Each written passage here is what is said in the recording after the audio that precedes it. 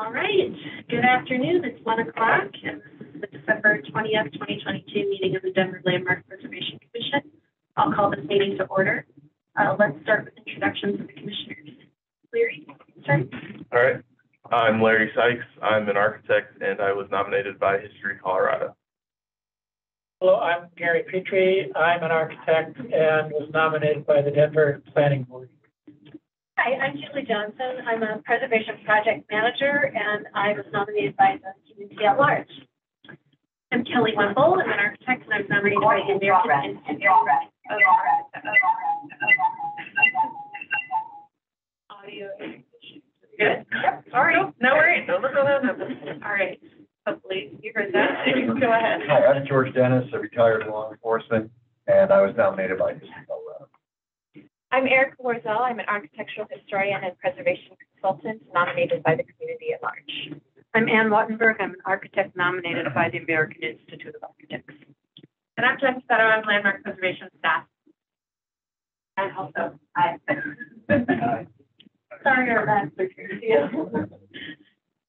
All right. So we do have 3 meeting records that were sent to us for approval. The November 15th, 29th, and December 6th meeting records. The commissioners have time to review that. Are there any questions or comments? If not, would someone like to make a motion? Madam Chair, I'll move to accept the meeting records as presented for November 15th, November 29th. Thank you, Julie. Thank you, George, for seconding. Right, I'll call for the vote. All those in favor? Aye. Opposed? Abstained? All right, motion passes unanimously, and the meeting records are accepted. Okay, so at the beginning of every Landmark Preservation Commission meeting, we reserve some time for public comments. This is not for any project that's on our public hearing or design review agenda, because there will be separate comment periods at those times later. But if you are on the line, would like to provide a comment on preservation matters in general, now's the time to do so. If you're joining us virtually, please use the hand raise button. If you're joining us by phone, please dial *9. And if you're here in person, let us know.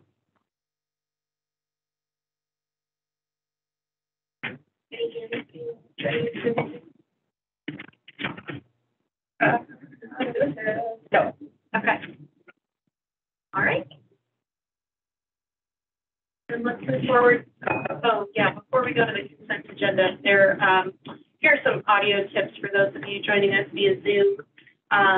We do recommend that you go into your audio settings. There's an additional menu that allows you to use the background noise suppression, and that'll help for us rustling papers or making kind of background noise here. So if you're having trouble hearing, please try that. And there are a couple other tips here. You can see for presenters later to unmute, we'll go ahead and give you permission, and then you'll need to unmute yourself to speak.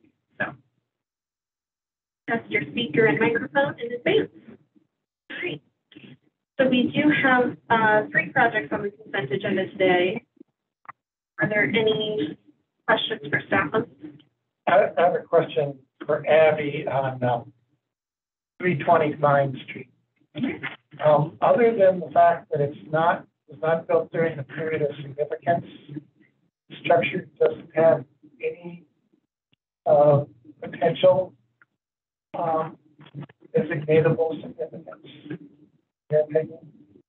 Or did you only look at it because it was outside the period of significance, therefore it can't have any significance on its own? I mean, yeah, generally when we review demolition within a historic district based on our ordinance, we're just looking at whether or not it's within the period of significance for the district. And in this case, it's outside the period of significance.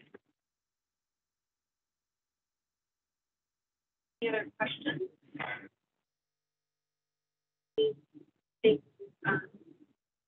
That answers the question. Okay, great. Would someone like to try a motion? Madam Chair, I would like to recommend approval of the consent agenda. It includes items 2022 TAXC -012 to 2432 Grove Street. Item 2022 COA 559 18300 West Alameda Parkway, and item 2022 LM Demo 555 329 Street.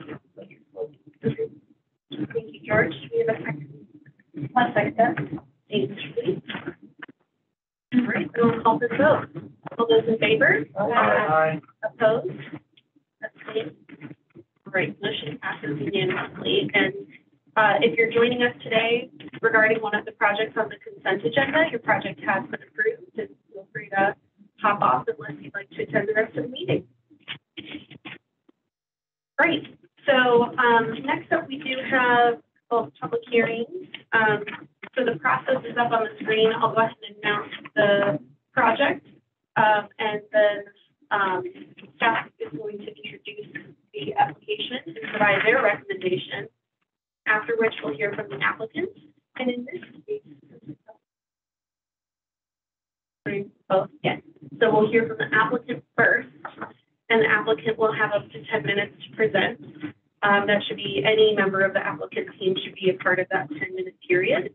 And then we'll hear from the owners after that, and they'll have up to 10 minutes as well. Anyone that's part of the owner group. After we've heard from both parties, we'll open it up for public comments. And public comment periods are 3 minutes per person for hearings. So go ahead and use the hand raise button when we call for public comments. And then after we've heard from everyone, I'll go ahead and close the hearing, and the commission will move into deliberation. So our first hearing today is 2022L-004. This is for an individual designation at 4154 East 17th Avenue. I'll go ahead and open the hearing. Good afternoon. My name is Tara Hahn. I am with Landmark Preservation. We are here, as Kelly said, for 4154 East 17th Avenue Parkway, which is our full designation application. And sorry, not too far. So here is the subject property right here, off of 17th on the corner of Bel Air and 17th. This is the corner of City Park, just to give you guys a little bit of reference, and then located adjacent to the subway. This process came through as a demolition application. Landmark Preservation staff reviews all demolitions citywide. We found that this property has potential to be a Denver landmark. We publicly noticed it and posted property signs on the property for 21 days to alert the community that there was a potential demolition.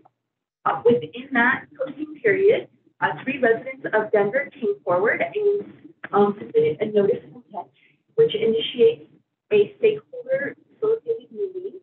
In this case, we had 2 meetings. It was between the 3 residents, the owners of the property, as well as Denver city staff, in hopes of trying to find some sort of solution that would enable the property owners to retain and get value from the property and the character of the neighborhood to be retained.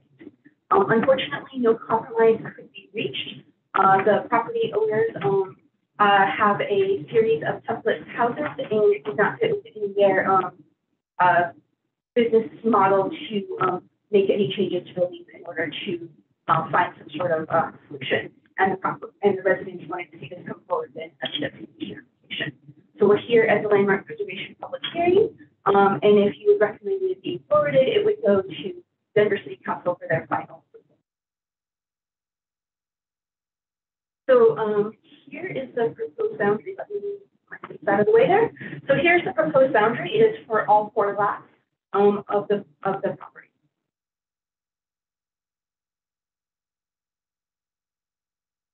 About that. It is, because I moved this, it threw off everything else. Tell me if you want help.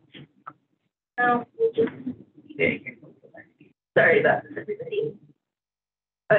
So, in order for it to be a Denver landmark, a property must, per the ordinance, maintain its integrity be 30 years of age or older, or be of exceptional significance, meet at least 3 out of 10 criteria, and you as the Landmark Preservation Commission consider the historic landmarks. Both landmark staff and the commission look very narrowly at that and look at these criteria. If it goes to Denver City Council, they have wider purview and consider the wishes of the property owner. But we here look at just does the property meet the criteria for designation. The designation application puts forward that it is significant under these 3 criteria, and we'll go through that. So first, that the property has a direct and substantial association with a recognized person who had influence on society. The property was built by Robert P. Martin. He and his family had the Martin & Martin Construction Company. This was a family of carpenters, and they started this business. They worked on projects along the Front Range. They worked on some larger scale projects, as well as a multitude of smaller, primarily residential bungalows, those types of properties. Martin and the family constructed this particular building in 1928. Martin resided there with his family until 1943, which would be the period of significance. And as he was there, he also went on to, or this led to other civic and business roles. He was on the board for the American National Bank, the Cherry Hills Country Club. It turns out he was friends with President Truman. He and his family were often seen in society pages when his son got married. That was very well publicized. And so he was influential, or a person who had influence on society as a board member on these locations.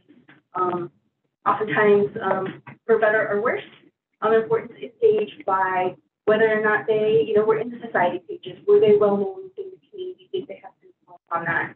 That as an owner of 2 different companies, both the Martin & Martin Construction, which tended to be a little more residential in nature, and the M&K Construction, which tended to be a little more commercial in nature. He was significant enough that the Engineering News Record, which was a leading publication for construction companies at the time, noticed this happening in their publication. So the application and staff found that he was a recognized person who had influence on Denver society.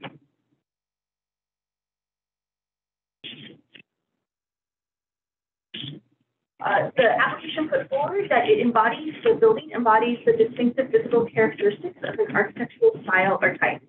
This is primarily the craftsman style bungalow with eclectic revival elements, which were seen at peak popularity in the 1820s, which was when this was built in 1828. So its craftsman style is seen in the asymmetrical floor plan, in the complex form of the cross gables that you can see here, the deep overhanging beams, the exposed rafter tails, and knee braces, which were seen in the top and bottom photos, and then in the middle photo, the large covered porch. You can also see the eclectic revival, particularly Tudor revival in English cottage, in the faux half timbering in the gable end. Right there, sorry, my face is covered on my screen.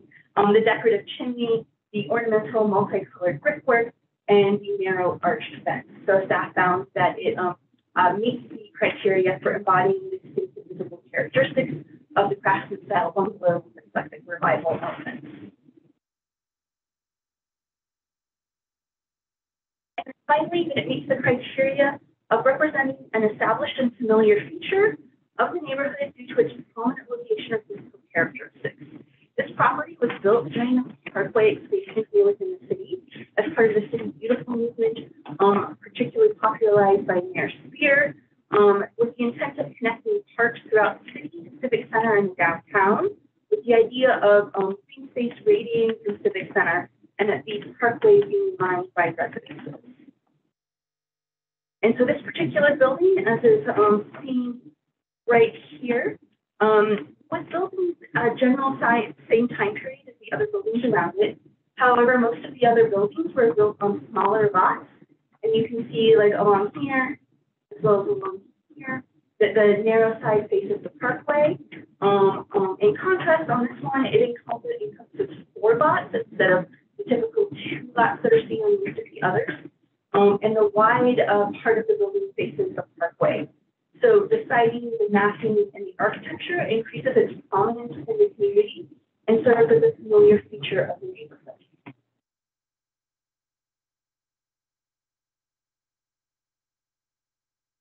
And then finally, in order for a property to be designated, it also has to retain integrity, which means that does the building look like what it used to look like? This building has minimal alterations.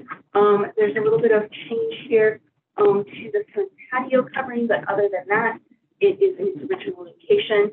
The design, materials, and workmanship are excellent, and the feeling, setting, and association are retained. There are minimal changes to the surrounding neighborhood. The property is still sited along the parkway, so it retains integrity. And for the historic context, the property was built during the City Beautiful expansion. It was well constructed by the family business using the architectural styles of the time. The period of significance is the Martin family ownership, 1828 to 1843. In addition to the application, you all received the owner comments that were emailed to you yesterday. Here's just a copy of them. You received them in full size, and the owners will see as well. So in terms of meeting the designation criteria, the property is over 30 years of age. It meets at least 3 out of the 10 criteria. It retains integrity, and you all would need to consider the historic context. Landmark staff is making the recommendation that you forward this to City Council for their review. And I'm happy to answer any questions that you have. Thank you. Are there any questions for staff? I just have one question. So in the owner's comments, which I know will probably be later, they had mentioned that the application kind of explained how homes were set back generously from the parkway, and that this one is actually much closer than the adjacent home. Is there any context as to why that would be, or? I don't know. There was nothing that I was made aware of, or that the applicant themselves, or they can speak to that perhaps. But no, but it is cited particularly. It is much closer than the other properties to the parkway, to the other buildings, other than the design guidelines were not to the shire better. But there was no particular finding for that as to why it was set. Questions? All right. Is the applicant present, either virtually? She should be virtually present. She just raised her hand. Right. All right. Hello. You can unmute. Can everyone hear me? Thank you. Yes. Please start with your name and address for the record. You have up to 10 minutes. Sure. Hello, everyone. Thanks for having me. My name is Sarah Cowell, and I live at 4140 East 17th Avenue Parkway, which is, I am the direct neighbor to the west of this property. So you could say, I guess, I didn't pick this battle, it picked me. But again, thank you for letting me speak with you today. And also thanks to Kara. She did a really nice job summarizing all the information that we had put in the landmark report. My husband and I have lived in our home for about 7 years, and we chose it because of the school district and the east side familiarity. My husband also grew up on the east side of Denver while I grew up in the suburbs of Denver. We love the huge trees in Park Hill, the proximity to downtown, the close-knit group of neighbors, and the feeling of the charming old Denver the whole neighborhood has. And sometimes when I walk around my neighborhood, I wonder what it might have looked like 100 years ago. But when I look at the house next door, I don't have to wonder, because it looks almost exactly the same, even down to its immaculate surrounding flagstone fence. You could imagine my disappointment when I heard that such a beautiful large house on such a prominent street was slated to be torn down by out-of-state tract home developers who have plans to build 2 non-parkway facing cookie cutter homes in its place. The surrounding neighbors and I are very grateful for this process, because it allows us, the neighbors and the city, a chance to slow down a little and consider what we want our future communities to look like, and how much of that history we want to preserve, so that future generations don't have to wonder what makes Denver, Denver. As far as the house goes, Kara did a great job doing research on the house and bringing its potential for landmark to the forefront.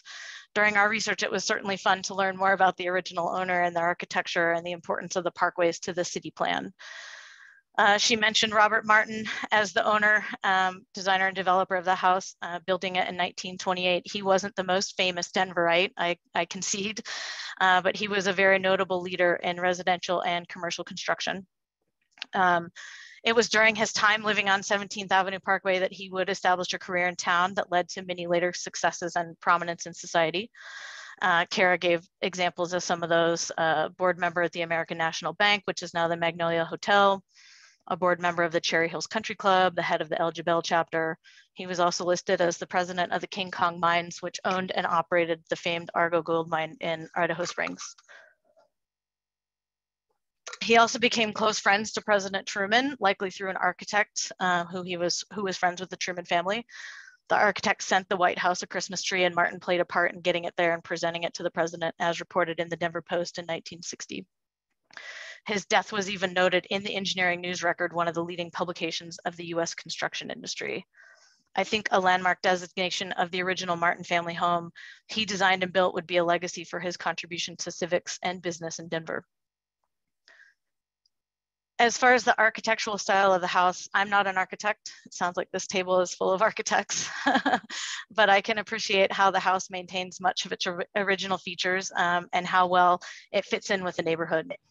The house is a strong example of craftsman bungalow with eclectic revival elements, which were at their peak in the 1920s when it was built. The flagstone fence is also a feature that should not be overlooked. It's huge, it's beautiful. It's got wrought iron, it's got iron detailing along 3 sides and a full height of 7 feet and long flagstone along the shared north-south alley. And a fence like that today would probably absolutely cost a fortune to build, and flagstone was in at the time. Permits for the fence say that it was built by the Martins in around 1939. And as the neighbor, I can say that it remains sturdy and beautifully intact today. I would like to think that Robert Martin was probably trying to make a very stylish statement on the very large and prominent lot along 17th Avenue Parkway.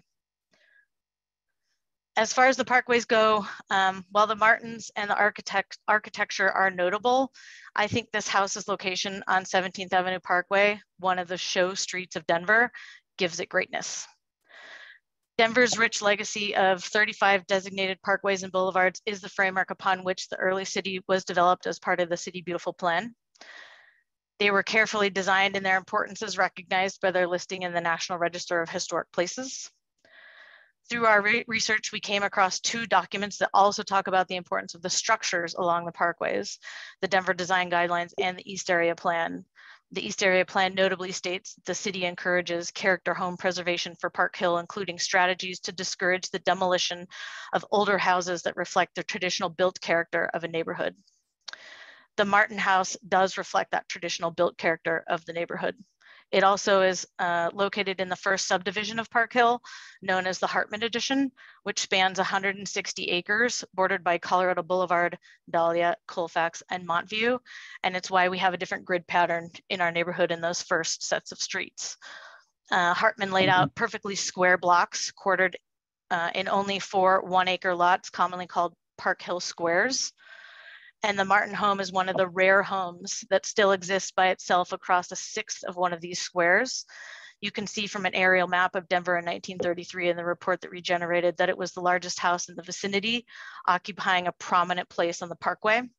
It takes up 1/3 of a city block along 17th and is the only one built lengthwise, giving it even more presence and grandeur. In closing, of the 159 homes and 2 churches along 17th Avenue Parkway, 49 are on a large corner lot like the Martin House, each of them with their own history that might be challenged in the future by developers as new generations move in and out of the neighborhood.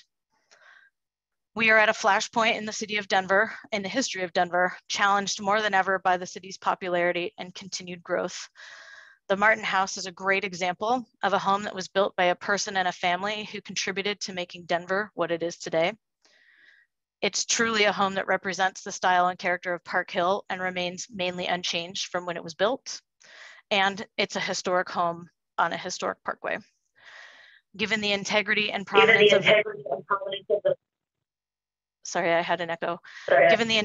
Given the integrity and prominence of the Martin home, we are asking that it be saved from demolition and landmarked, with the hope that a developer will update it and remodel it, giving it a new life to the storied family home.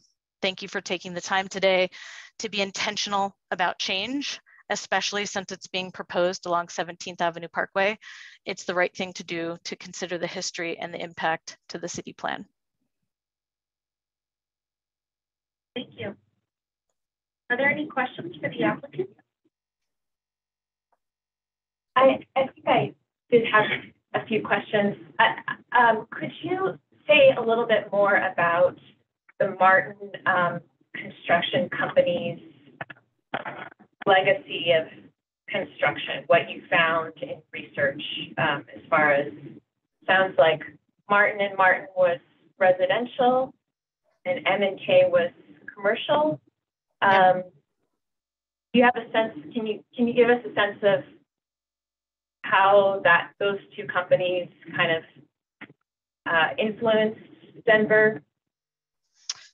Yeah, we were certainly hoping for a bigger story for you, but I think it is what it is.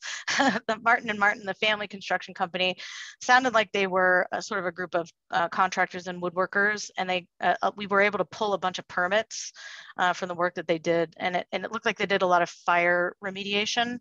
One of the buildings that they helped remediate was the El Dorado Springs building after a fire. So they did a lot of sort of general contract work around Denver. Wasn't able to get much more information around the M&K Construction Company, which came a little bit later, and the commercial work that he did, other than I think the most famous thing that was able to be found was that they did sort of the new, they reconstructed the new facade on the American National Bank building, which is now the Magnolia Hotel. So they were able to, do sort of larger scale general contract work there. Thank you. Sure. Question? Sure. All right. Thank you for your time. Thank you. All right. Is the owner present? Great. Sit here. Right there. I'll probably read my paper. I'm not the speaker, but I appreciate the commission's time for being here today. You could start with your name. Oh, yeah, for sure. My name is Pat Edward. I'm Thomas James Home, the developer and owner of the property. I'm the director of forward planning and land development for the Denver division. I live here in Denver, contrary to what the statement was. As the division president, I live in Platt Park. He lives in Hilltop. So we are local members of the community. I just want to make that statement. Something else said, but I'm going to go through just strictly from the criteria that was listed in the staff report and give our rebuttal to that criteria by criteria.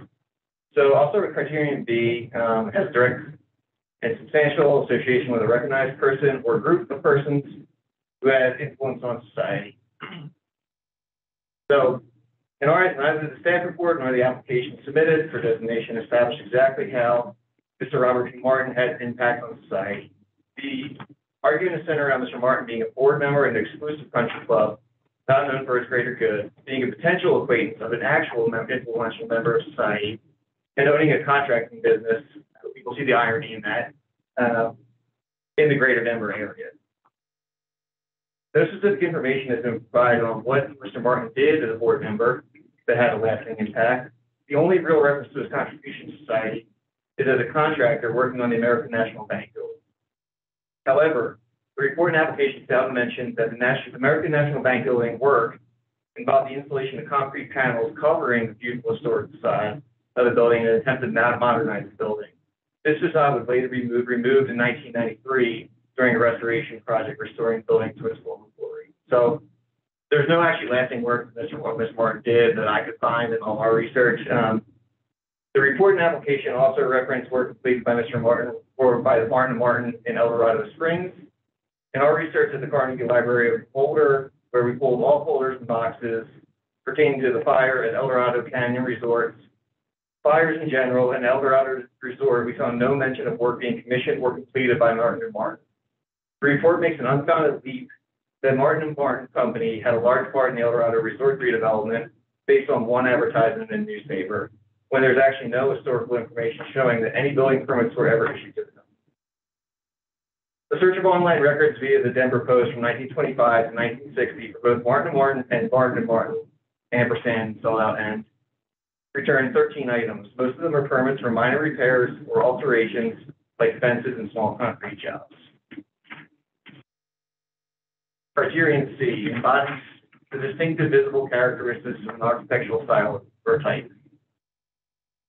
While the house at 4154 East 17th Ave Parkway represents a few different architectural styles, albeit disjointedly, it is no more representative of these styles than any other houses in the neighborhood or on the parkway.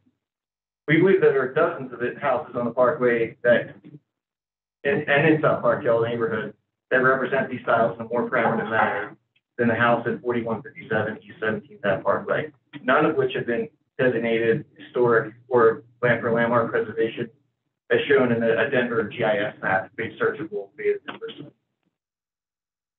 Criterion F, it represents an established and familiar feature of the neighborhood, community, or contemporary city due to its prominent location or its physical characteristics. Both the city report and application reference the existing house's location along the parkway and Denver's parkways in general to meet this criterion. Specifically, the city report mentions that houses were set away from the street at a generous distance and along a consistent line.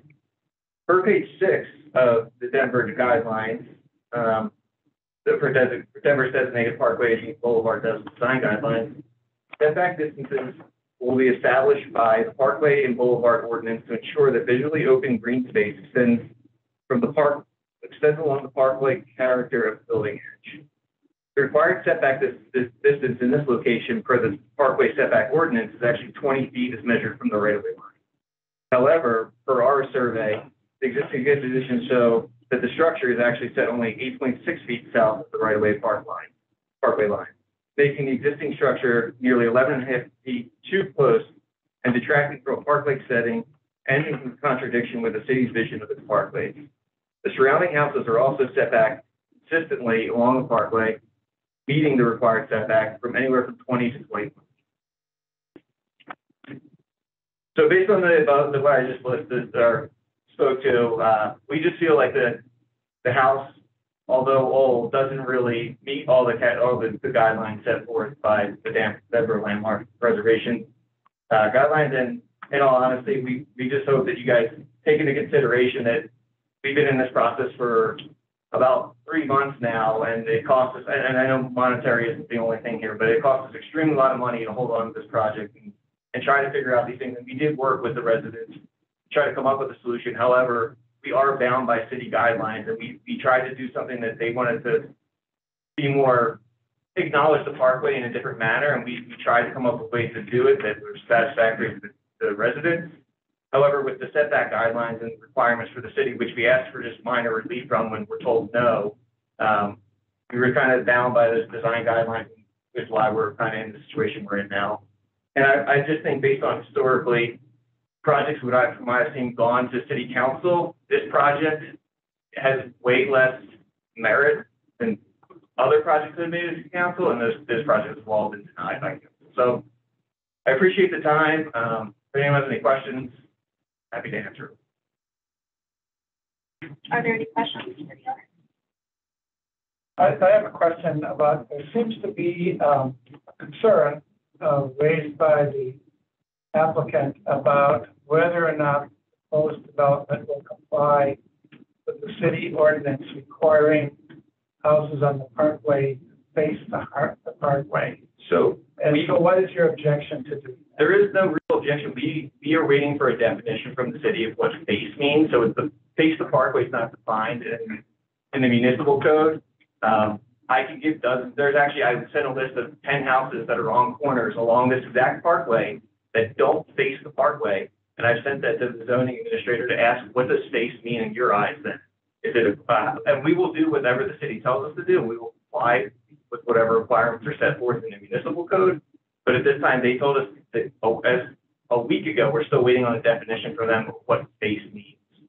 And again, we're happy to provide something that acknowledges the parkway, because I agree that this it's in the street that should be acknowledged by the house, but the setback guidelines of 20 feet with a hard no encroachment, except for eaves, makes it very difficult to design a house that probably everybody would like to see, including us.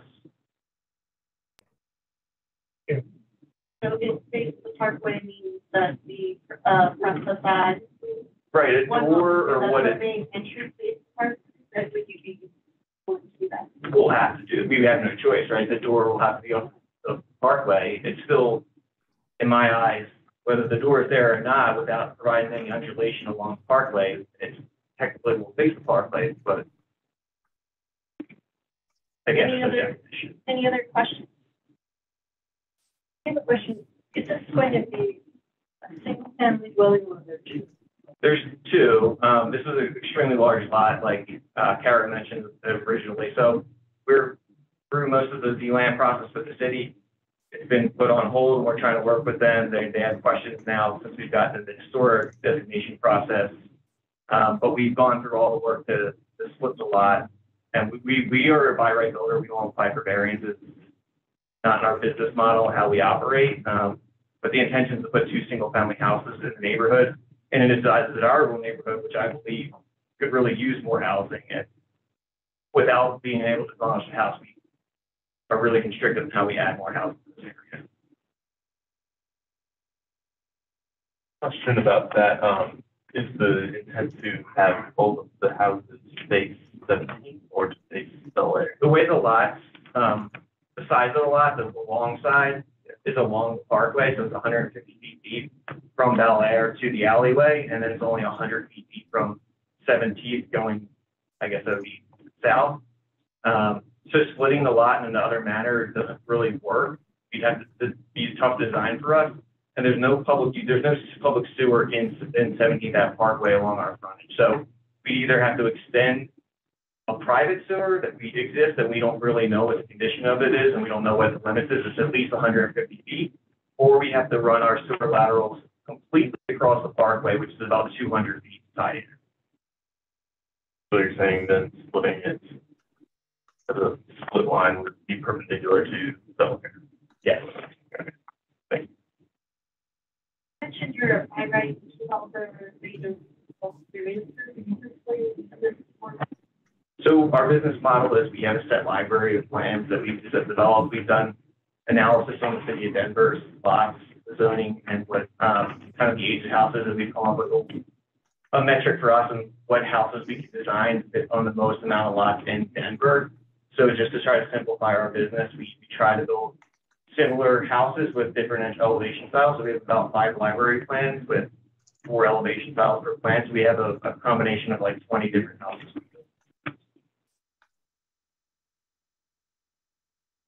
Any other questions? I think I appreciate the time. Question. Yeah. We got up to that. You could ask a question to staff before we go to public comment. So, Because you speak out, please. yes, okay, can I confirm that the East 17th Avenue Parkway is not designated? That neighborhood is not designated. There's no part of the parkway Or locally or nationally? locally.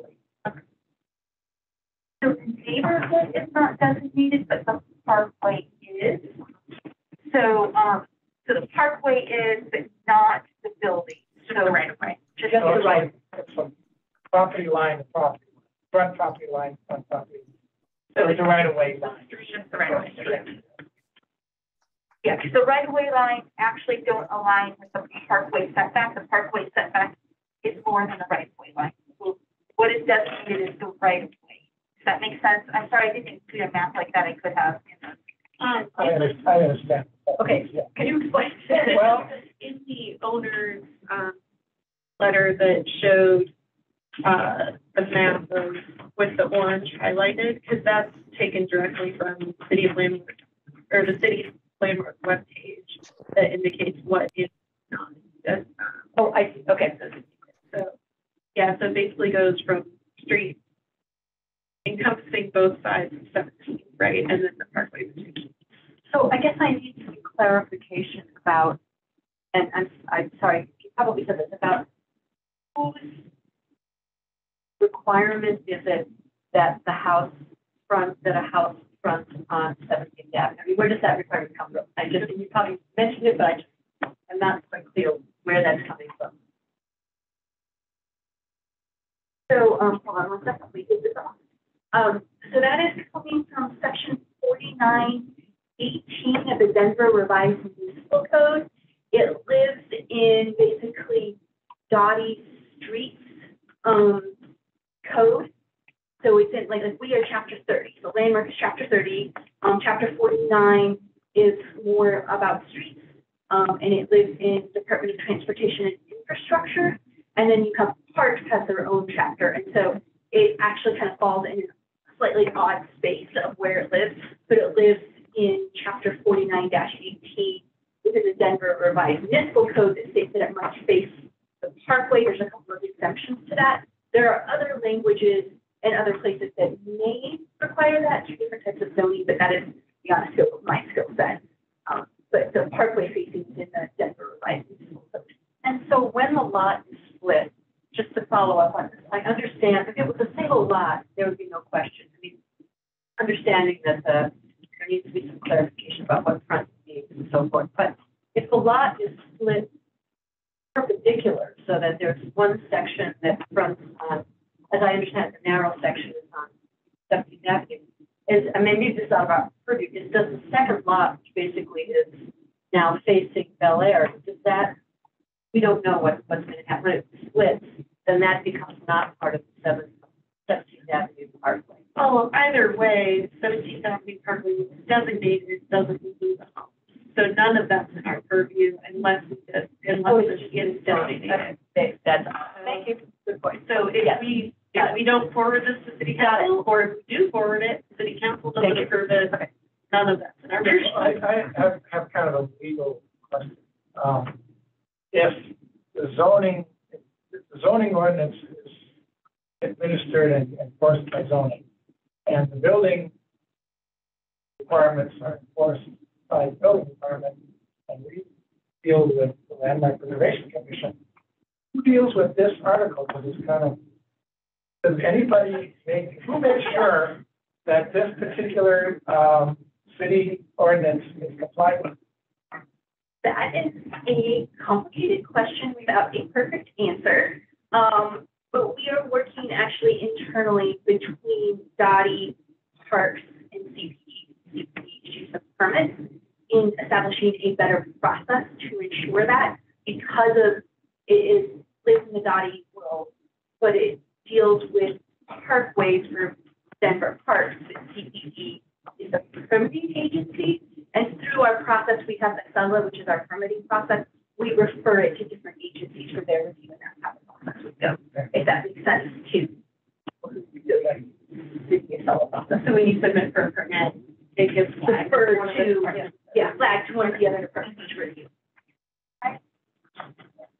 So locally, that's not designated. The parkways are designated as local and national, but the buildings, And this is outside of there is a National Historic District for Park. National Register. Thank you. National Register District for, South Park Hill, but this is not in that boundary, yeah. Okay, it's the 20th. Yeah, further, okay. That's it. Great, any other questions for staff? We can always ask later, but let's go ahead and hear from the public. So if there's anyone joining us today who would like to make a public comment on this project, please use the hand raise button at this time if you're joining us via Zoom. If you're joining us by phone, please dial *9. That's going to raise your hand so we know to unmute you. And if you're in person, since we're facing that way, let's start with the, okay, so we'll take all comments virtually first, and then if you would like to make a comment, we'll go ahead and hear from you next. I'm seeing no hands raised. All right. No. Okay. Okay, well, that was quicker than I expected. All right. Okay, so if there are no public comments, then I'm going to go ahead and close the hearing, and we're going to move into deliberation. So commissioners, what did you think of the application? And remember, today we're just reviewing whether it meets the criteria for individual landmark presentation. And we're forwarding to. And I ask you all to please speak up because we have members of the public here as well.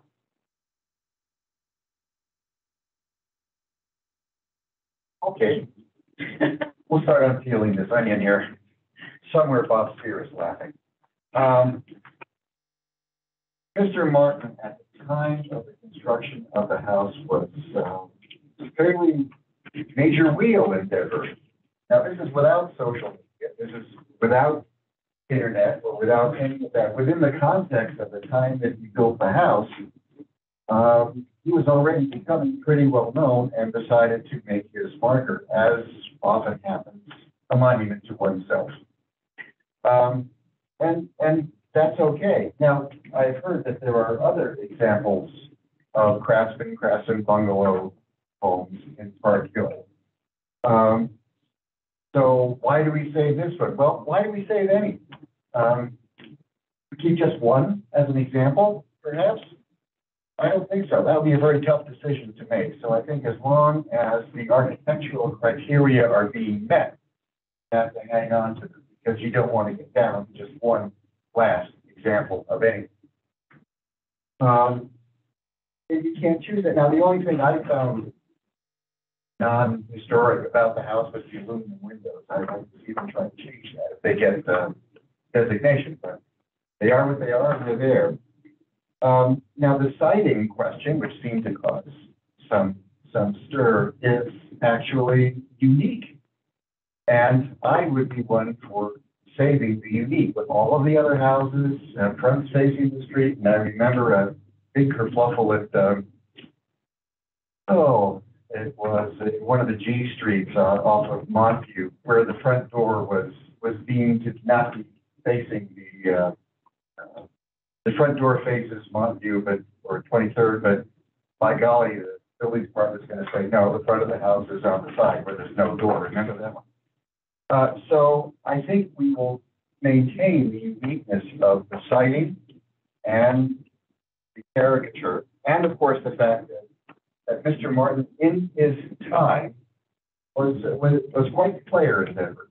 And it's true, his face isn't on any currency, and he doesn't have any stamps, but he is one of the guys who, back in the 20s, when our house was designated, was making Denver happen and working with the Spear Beautification Plan. Yes, he is an attempt. That's the American National Bank, so he covered up with concrete. He wasn't the decider on that. His company did it. And it was later undone. So that dog doesn't find use for me either, except for the fact that demolition is running rampant at Park Hill. And it needs to be looked at very, very closely because it is not a designated neighborhood. And therefore, needs to be very seriously considered for preservation. I, for one, will support it. George? I'll go next. First of all, I'd like to thank the applicant for bringing this forward. I understand your concerns about how this proposed project affects your neighborhood, and I really appreciate you taking the time to put this all together because I know it's a lot of work. And I also would like to thank the owner for your comments and realizing that this has taken some of your time that maybe wasn't planned for. But I do think the applicant had a good point as far as that this process gives us a chance to kind of stop and consider how development projects affect our city altogether and its historic character. I also appreciate George's comments. However, I think I would like to say that for me, this project is at that very difficult nexus of, I think there's a clear eligible historic district in this location, but this individual property itself, I'm not convinced it meets the 3 criteria that it's required to meet for the ordinance. And in particular, I think criterion B is the most problematic for me. While I understand, Mr. Martin was doing construction work, I'm not convinced from the application or kind of looking at it myself that he was any different than other contractors at the time. The criterion does not direct us as commissioners to compare a person to his or her contemporaries. However, I think the phrasing of influence on society does kind of at least beg the question of what is the influence itself. And I'm not sure I can directly point to what is the influence of Martin and his company, other than being in the business, having lots of projects, but I'm a little unclear as to how influential those projects were. And as any kind of businessman at his time, being involved with other social endeavors like country clubs and fraternal organizations. So that's kind of where I'm at this point, is that regrettably, I'm not sure I can support this as an individual.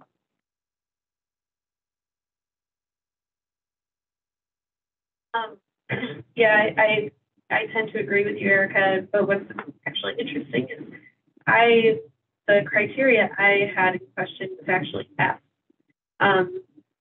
Because I just think that it being on 17th doesn't make it a familiar feature. And as a resident of Park Hill, I pass this home daily, 1 to 2 times a day.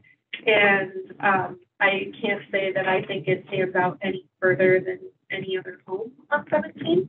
It's not like normally when people qualify for, or when sites qualify for criterion F, it's because they stand out in that location as a prominent feature. It's something that you would, if you're giving someone directions, oh, you turn when you did this, like this home, although I do feel, it's a great example of a craftsman's bungalow and is, if I would love to live there. It's a lovely home, and I'm not saying I want to see it demolished at all.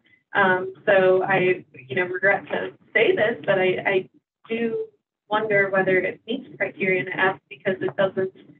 It is a larger lot than some others, but it's not particularly more prominent architecturally or unique and standing out against the rest.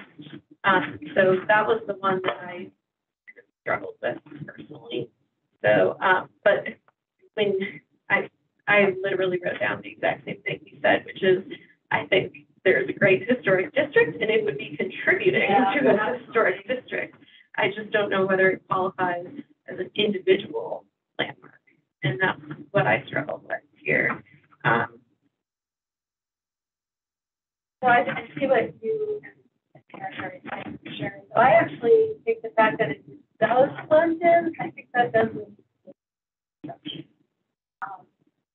I know that the owner mentioned there are different style of craftsmen that you got himself. I didn't know that unique. I think that makes sense. I think that stands out. That's actually something that's a lot of which is, I think it's kind of fun, and it kind of makes sense to me that somebody in construction would have some of that attention to detail, which brings me to Martin. And I know that he was one of many contractors. That was a really important time on building online. So I actually am working with George on this. Because I absolutely agree with history, and I probably outside of guidelines, but the fact that it's a cost,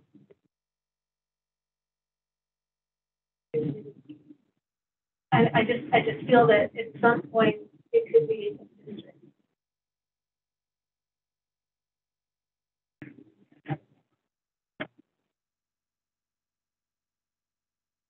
I was kind of torn,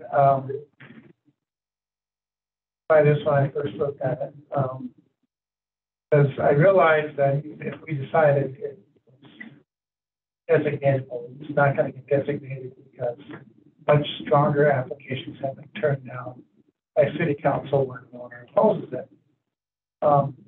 And I think, I agree with what Erica raised, that it's really eligible as a contributing structure to a district. And the way to preserve the character of parkways is to create districts along those parkways to preserve the overall character, so that even in that event, when a structure may be deemed eligible for demolition, the replacement structure goes through design review so that its compatibility with the character can be better assured. I think, so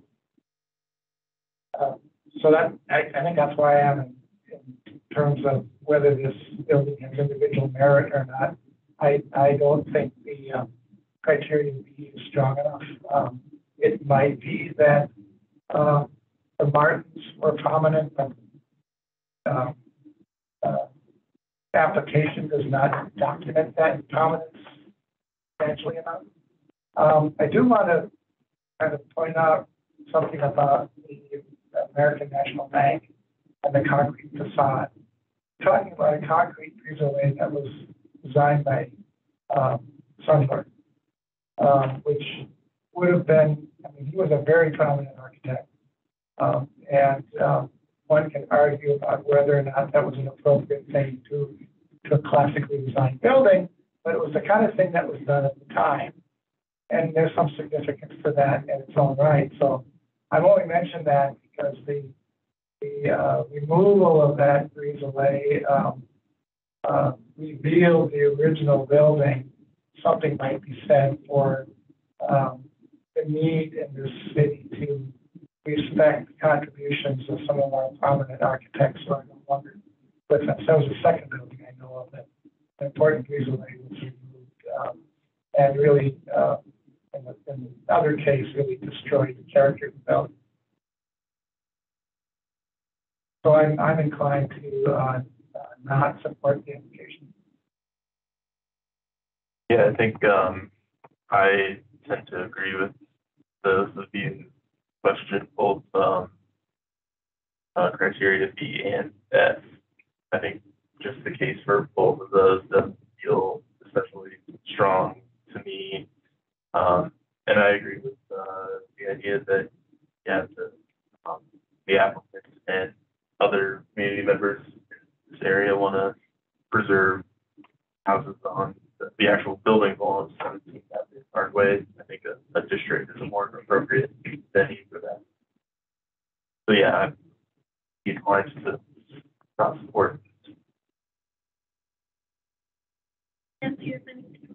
No, I agree. I don't think that I support this application, but I also think that Gary's point about the fact that there's going to be no design review for the replacement is very troubling, because, and I know this is not our purview, because this idea that the lot is being split into two and that there is a set of cookie cutters with 5 different facades and 4 different, and this is one of the things that we've seen in Denver all over the place. And it's really not good for the fabric of the city. And so I know that's not in our purview, and I can't support this, but I would say to the owner that, you've heard from the neighborhood, and the neighborhood went to all of the trouble to put together this application and to bring it to us and to slow down the process. And, if you want to, you both live in Denver and see what's going on in Denver, we would just hope that you would maybe take a grade of that into consideration for the design that you look in this particular location. If Park Hill were designated as a district, then we could make conditional approval when we see what's going to replace it. But we can't. It's not a district at this time, and therefore, I would say let's not prevent it from perhaps in the future becoming a district by cookie cutter houses. So, the same path. Well, sounds like you've heard from everyone. Just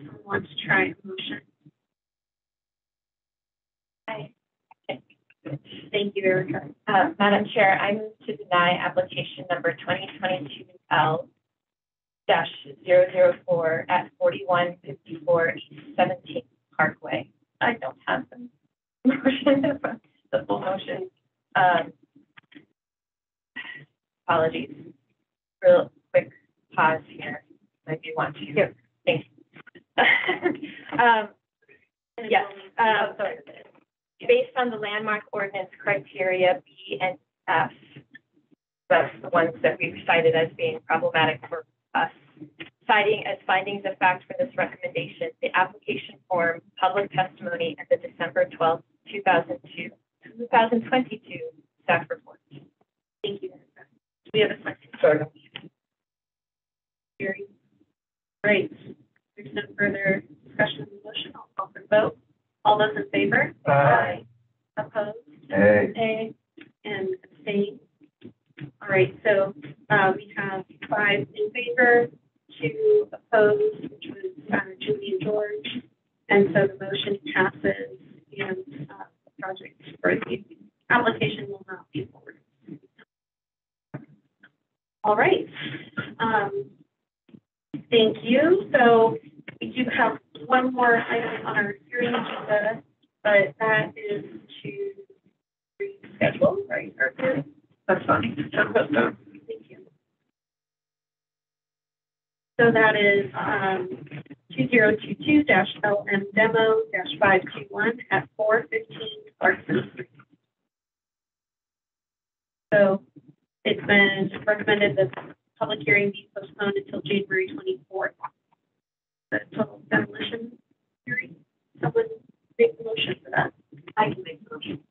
Madam Chair, I move to recommend postponing the hearing for application number 2022-LNDMO-521 at 415 Clarkson Street until January 24th, 2023. Thank you, Pam. Do we have a second?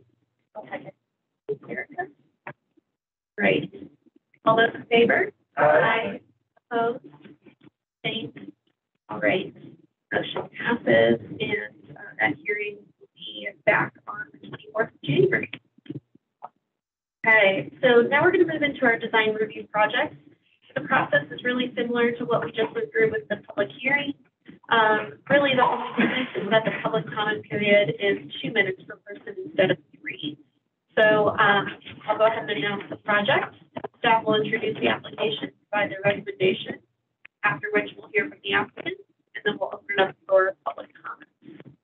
The first project on design review today is 2022-COA-555 at 660 Clayton Street. Okay, great. I'm going to do this from here. More formal, not very special. All right, so this project is at 660 Clayton Street in the East 7th Avenue Historic District. The property owner noticed damage to the roof at the end of 2021 and has spent several months researching replacement roofing. The existing roofing is a concrete French tile, which appears to be original to the roof, installed in about 1924. It is faded over the years from a light green color to a grayish beige color. The original roof color is most evident at the perch roof, which is visible on the second floor of the house. So you can see that in the left photo up here. The original plan was designed a comparable concrete tile to the existing roofing tile. However, 2 issues arose. First, the existing tile is no longer manufactured, and there are not sufficient salvage tiles available on the secondhand market. Most importantly, though, a structural engineer investigated the roof framing and found it to be insufficient to support the weight of the tile roof. The property owner is unable to move out for several months while the roof is reframed, so they began searching for a lighter weight roofing product. They researched synthetic roofing material products in various shapes and colors, as well as stone-coated metal, as recommended by Landmark staff. Unfortunately, they were not able to find a roofing product that was a close match to the existing. You can see examples here. These were in your packet. The closest match they could find is a Brava tile with a barrel profile in a dark green color. The same tile was installed on a house in Park Hill, not designated, at 1674 Rosemary Street, which is shown here. The commission reviewed a similar project a few years ago in which it had a French tile roof, and the roof was not structurally sound enough to support the replacement in kind. At that time, Landmark staff was able to find a metal French tile to match that green French roof tile, but unfortunately, that roofing tile is no longer manufactured. So, while the proposed Brava tile is not a close match to the existing roof at 660 Lake Street, this is the closest match the applicant staff can find, and therefore staff is recommending approval based on guidelines 2.25 and 2.2. Are there any questions for staff?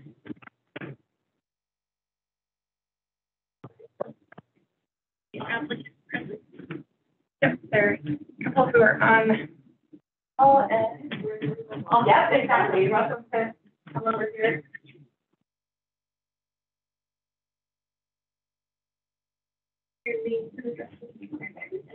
Oh, hold on a second. I got to do my thing. My other job. Okay. My name is Alice Barton. I actually live at 2103 South Clinton, Denver. But this is my family home, and my father lives in the home. He's unable here. That's why. I'm Sam. I'm the contractor doing the replacement. I'm just here to chime in if you have any questions. This is really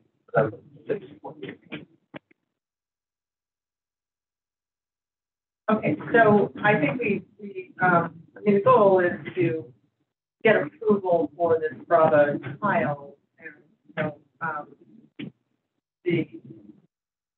the house is, as they mentioned, is in the 7th Avenue Historic District, and my mother and my father were both raised in Denver, as were their 3 children, and purchased the house in 1969.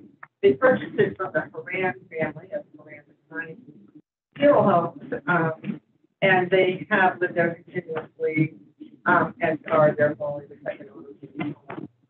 My mother, Sally Barton, was a member of the zoning board and was fairly influential in supporting the 7th Avenue Historic District designation. So we're pretty familiar with the idea of needing to preserve the history and appearance of the neighborhood. So the project was initiated because the home sustained the storm damage in December of 2021, and now there are leaks in the roof. And the goal of the project is to replace the roof kind or as possible based on the circumstances that we discussed. The house was built in 1946, as you mentioned, and the problem is that we can't find a replacement tile that matches the original tile. About 30 years ago, my parents did some repairs on the home, on the roof, and at the time they found some tile that matched, but it wasn't the same color, so they took matching color tile off the back of the house, put it on the front of the house, and put the not matching color, so there's a weird spot in the back of the house on the roof where the tile doesn't match, but we really can't locate any additional tile. It just doesn't exist. That's why we wanted to go with them.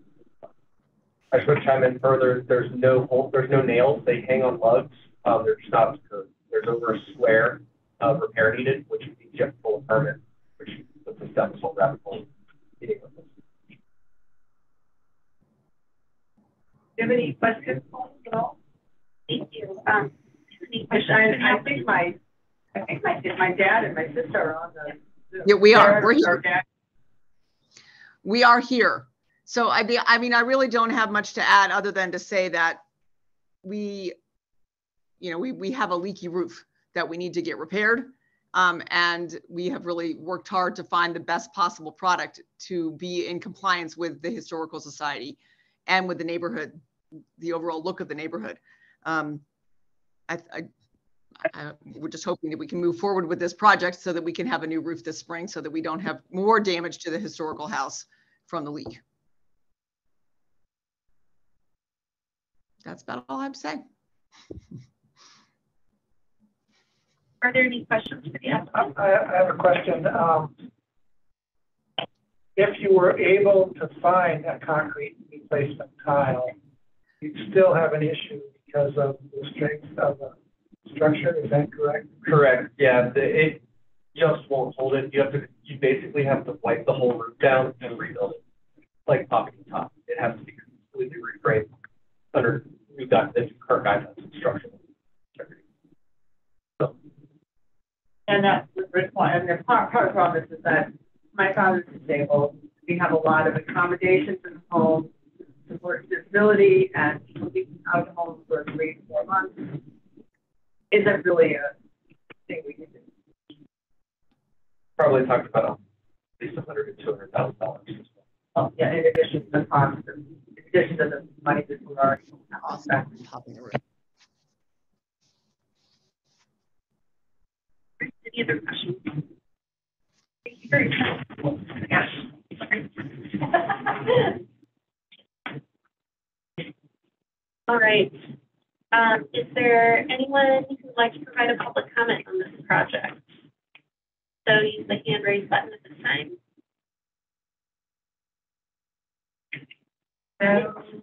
Coming up. All right. Okay. Then let's move into deliberation.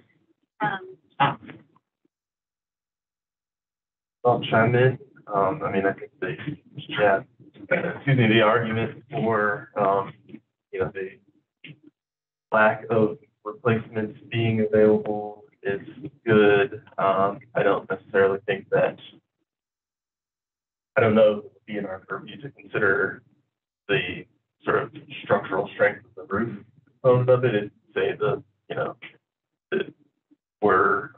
there were replacements that were to match. I think there'd be a good argument for keeping it concrete, but the fact that also the color has kind of changed a lot over the years and that it's just such a kind of unusual profile tile, I would support the applicants. It's just a shame that it couldn't get to 100 years. It was so close.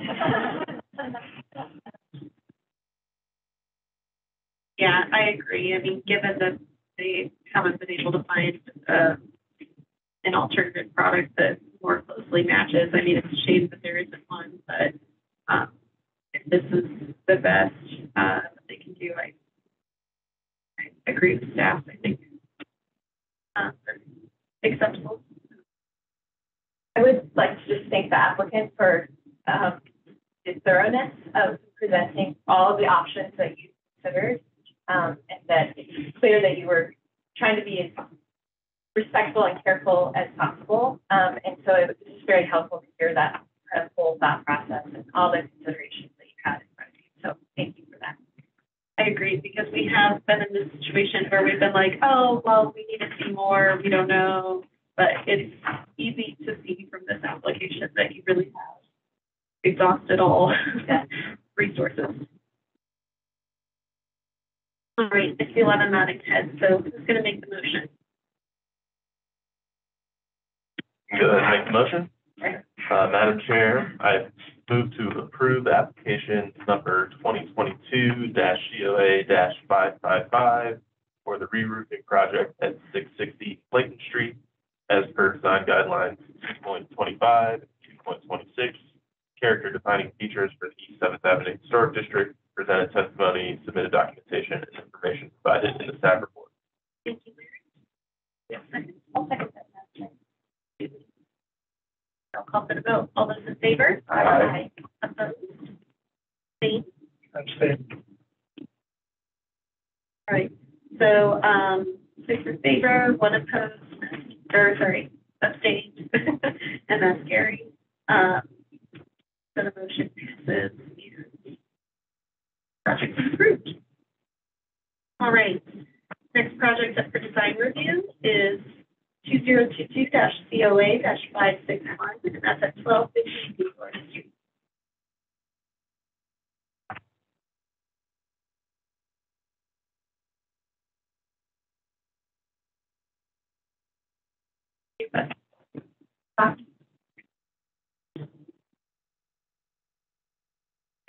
Okay.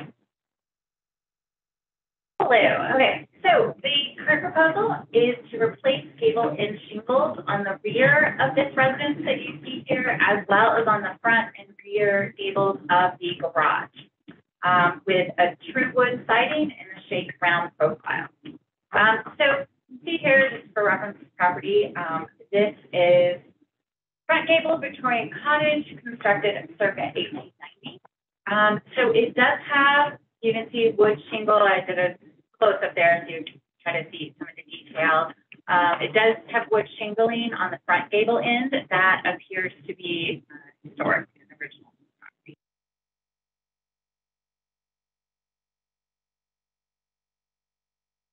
So here are the locations where they're proposing replacement shingle. So you can see the rear of the house and the front rear of the detached garage on the alley. So this shingle is a mix of kind of diamond and round pattern. It does not appear that this is a historic shingle. So you can see that the application shows that they're proposing to replace it with true wood half rounds, and that they also mention removing the trim and installing molding. Detail isn't provided on that. So that's something you may want to ask for additional detail there as well. So this is the product that they're proposing to use. So this is an engineered wood siding product designed to imitate the appearance of round wood shingles. So it's a panel product. It comes in 8-foot lengths and has a 6 3/4 inch reveal. Staff has concerns with this product because it doesn't include any individual definition between the shingles. So guideline 3.6 says use materials that appear similar in scale, color, texture, and finish to those seen historically in historic context. And 3.6G states new materials that convey characteristics similar to historic materials may be considered if they have a similar appearance, size, and shape to traditional materials. So staff just feels without any of the definition between the shingles that it gives it a flatter appearance. It doesn't have the depth that you see in historic shingles. So we just feel that it's not adequately replicating a historic shingle product. So here you see, just for comparison, there is the True Wood product on the left. There are currently available wood shingle products, and then also from the catalogs of Allura, which is a fiber cement that's a round shingle, and then also Hardy does a round fiber cement shingle. So you can see all of these, including the original, the wood shingles are replacing it in kind, as well as some of the other alternative materials available on the market include that definition. So they have a division between the shingles, so that even though the fiber cement examples here are panel products, so these are also panels, they're not individual shingles, but they are cut so that they still have the appearance of individual shingles. So staff just feels that having that division between shingles is important for having a texture and appearance, that kind of depth to it, and delineation that indicates historic shingles. So we think either using some kind of other panel product that has a delineation of shingles, or using a wood shingle product that's available both as individual shingles or as panel shingles would be more appropriate. So staff is recommending denial. But as I said, if the commission does decide that to approve this, I would recommend some sort of condition or additional detail on the molding, since we don't have detail on that trim replacement. Great. Are there any questions for staff? Question, and you probably said this at the beginning.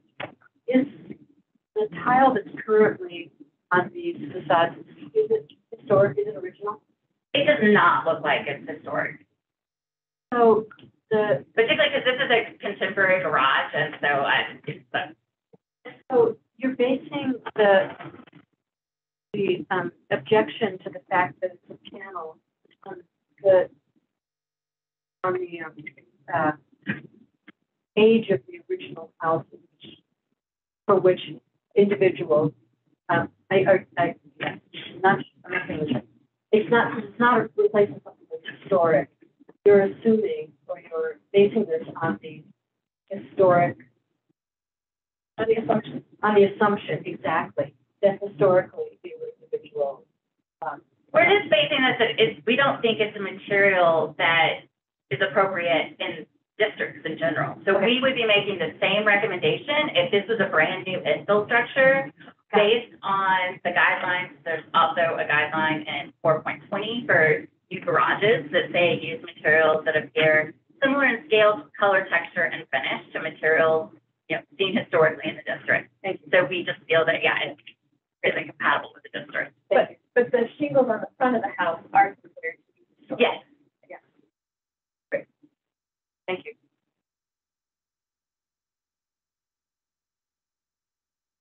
The applicant.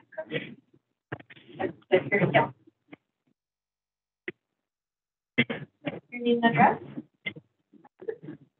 Good afternoon. I'm Mandy Constetter, and I live at 1250 Gaylord Street with my husband, Brent.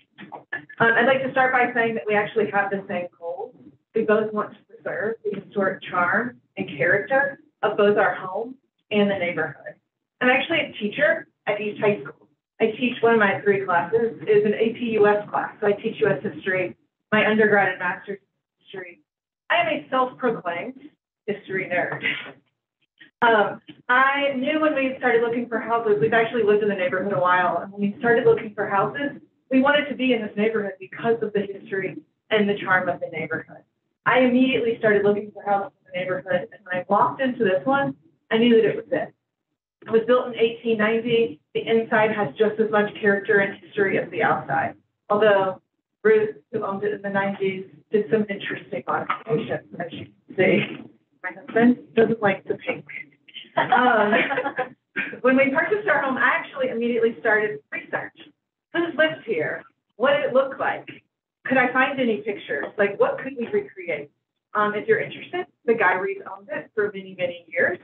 There's some really cool wallpaper in a pantry that will always be there. And the porch on the front was actually one of the round porches with the curved roof with a spire and a bird on top. My former last name is Bird. That is the dream, to bring that back. So as you can see, the home and its history are really important to us. So we're now faced with doing some work to try to preserve the home because it's been 130 years in the making. And that's brought us here today as we need to do some brickwork. We have bricks disintegrated, we need some tuck pointing. It needs new paint. It's at the end of its life on paint. And we are at the point where we have to replace this siding. If you could look up close, the siding that's there is peeling and it's not, no painter will paint it. So to paint, we have to change the siding. So that led us to these shingles. As the staff summary notes, the shingles on the front of the house appear to be a historic wood round shingle. So we're trying to replicate that look on the back of the house and the garage. We came to the decision to use the true wood rounds for a few reasons. First, it didn't look like it to us, but this is a small job for any contractor out there, and we couldn't even get people to come out and give us bids. There was one single shingle person that they refused to come out and give us bids. So we got bids from 3 different people. It was some vinyl, this wood composite, and no one would give us a bid on single shingles. They were concerned about finding the materials. The actual James Hardy rounds that staff recommended, we could not find anywhere, or we would have gone with that product. But no one could get that product. The tree wood was the closest we could find. So we realized we needed a composite material, and we felt that the tree wood round was the best to replicate the authenticness of the appearance of our Queen Anne Victoria. And it has a real wood look and texture like real wood versus a vinyl product, which also the vinyl products don't allow you, they come in certain colors and you have to like pick the color. And we wanted to paint to be able to match the house itself. There seem to be some concerns with this product, particularly that we would like to address. First, we haven't mentioned the molding because our plan is to match the molding that's there, and we want to match that as close as possible on the trim. The concerns with the product itself appear twofold. One, that it's not individual shingles and they don't have the appearance of such. And 2, that they have a 6 3/4 inch reveal instead of the required 4 to 6 inch reveal. If you look at, I think it was page 8 of our application, we'll talk about that second one first. The 6 3/4 inch reveal in that actually says That's the maximum exposure. So we would go, in the specs, it shows maximum exposure of 6 3/4. We would go between a 4 and a 6 inch exposure. If you look at the picture on the left there of it actual in application, it's shorter, the reveal is less than it is on the single picture on the right where it says round. And we've confirmed with our contractor in writing that we will be doing a 4 to 6 inch exposure. The other issue is that it does not offer individual definition of shingles.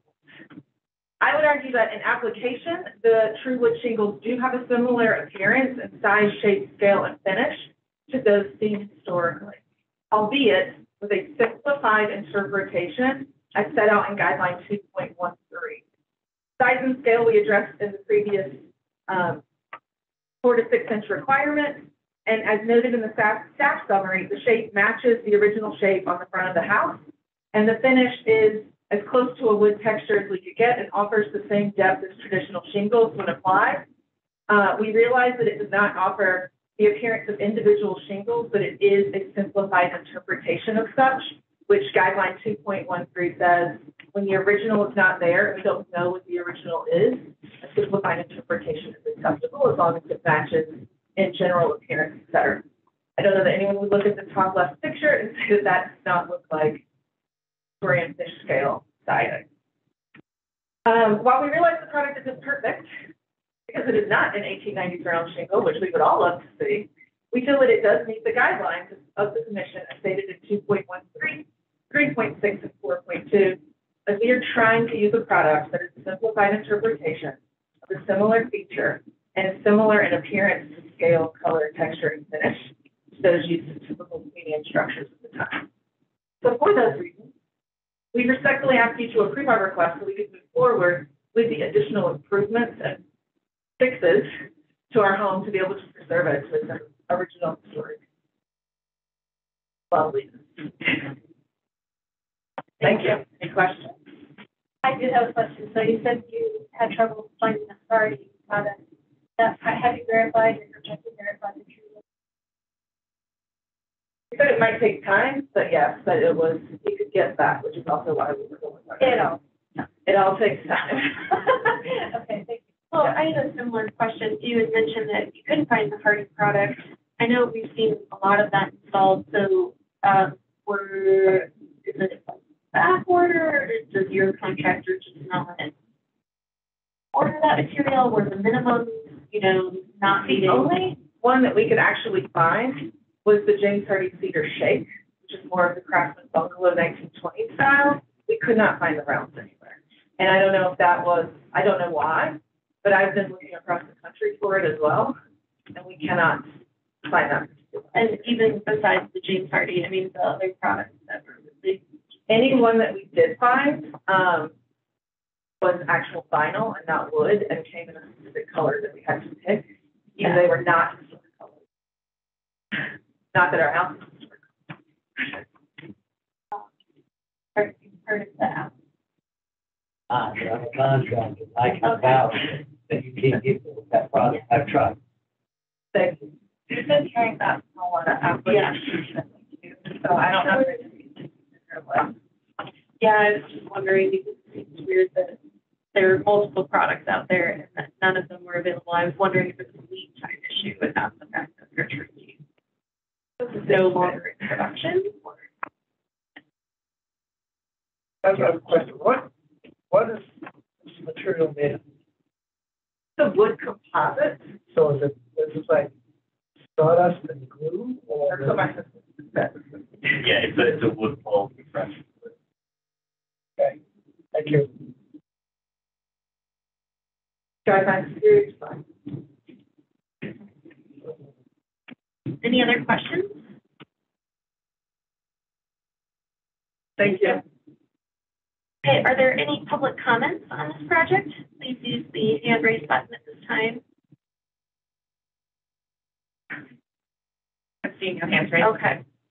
Abby, any recap on that?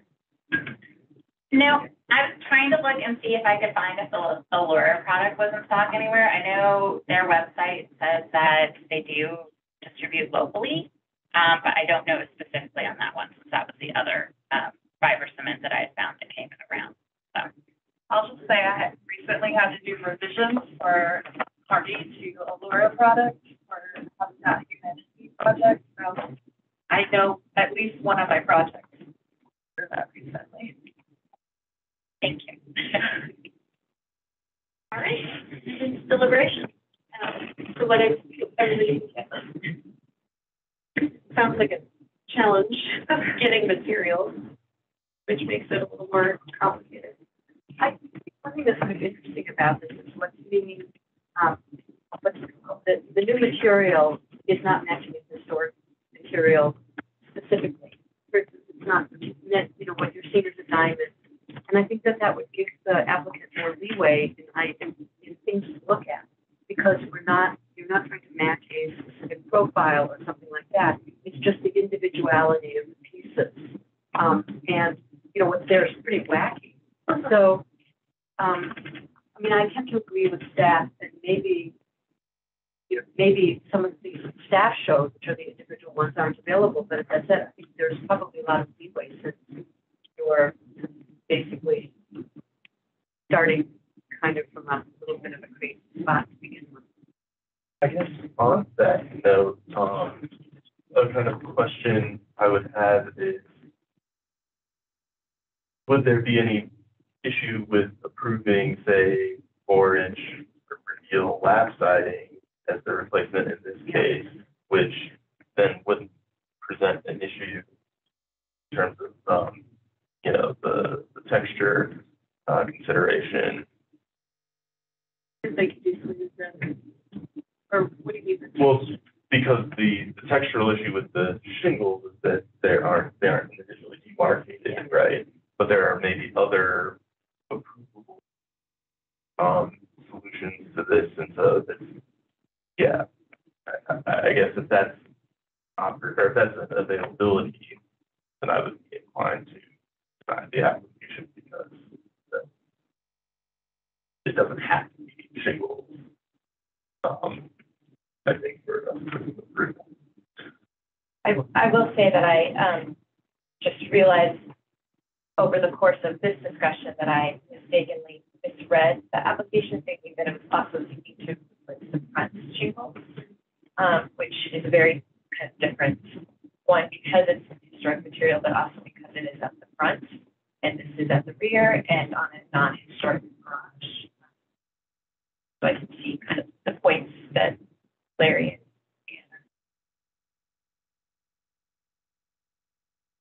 Again, the staff, I think what Abigail was saying is the problem is just the lack of high quality material, not the specific material.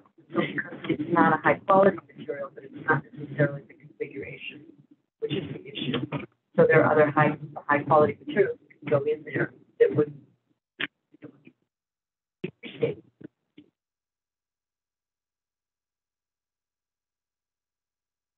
Well, to weigh in on something. So, just because the applicant was talking to me about doing masonry work and other things that could potentially qualify for tax credit, I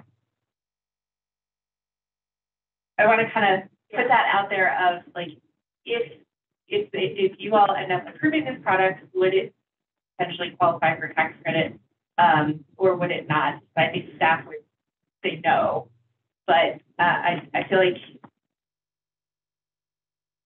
this needs to be brought up just in case it's pursued. Yeah, that's a really good point. No, I was going to say the same thing, that if it was wood, I think it would qualify for tax credit. I don't think this would qualify for tax. I don't think it would matter so much on the garage, but I think on the garage would qualify for tax credit anyhow. But I think that, yeah, if it was wood on the house, then the shingles and all the associated brickwork or tuck pointing and all of that could all be a tax credit. Anything is vinyl.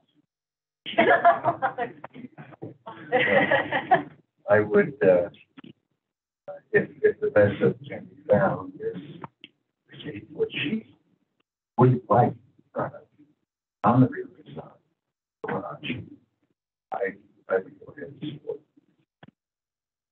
I'm concerned about our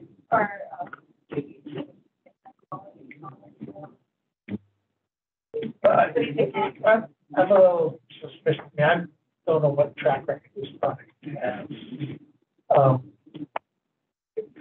It seems to me like it might be a more recent redevelopment of hardboard siding materials, which have problems in terms of if there's any paint, failure at all, they kind of disintegrate rapidly.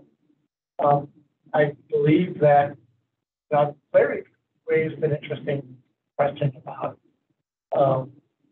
would lap siding be acceptable? Lap siding is available in materials that we've approved before, natural wood as well as hardy board. And I think there's a Louisiana specific product that we moved also that's a composite. I guess I'm wondering if hardy board, if lap siding on the garage, which I think is not a problem, it's a question of on the rear gable, is it acceptable? I noticed that there's lap siding on the dormer already. That, you know, this was a, I just wanted, what does the commission feel about just saying we approve lap siding, and if the applicant doesn't agree, they can propose something else in a reapplication? So I guess my struggle is when addressing, I mean, if they're going to potentially, if they were to go to get tax credits with lap siding, qualify them because it's not in kind with what is traditional. So I mean, I don't disagree that I wouldn't be open to that, since there would be a high quality material that's not replacing historic siding at the moment. But I think if we went that route, maybe the applicant needs to know that that may not qualify for tax credits, right? Or do you all feel differently about that? I'm wondering if they were pursuing tax credits, that whatever went on the rear gable of the house would have to be much closer to what's on the front gable of the house. Yeah. And I don't think the proposed material is close. Yeah, I agree.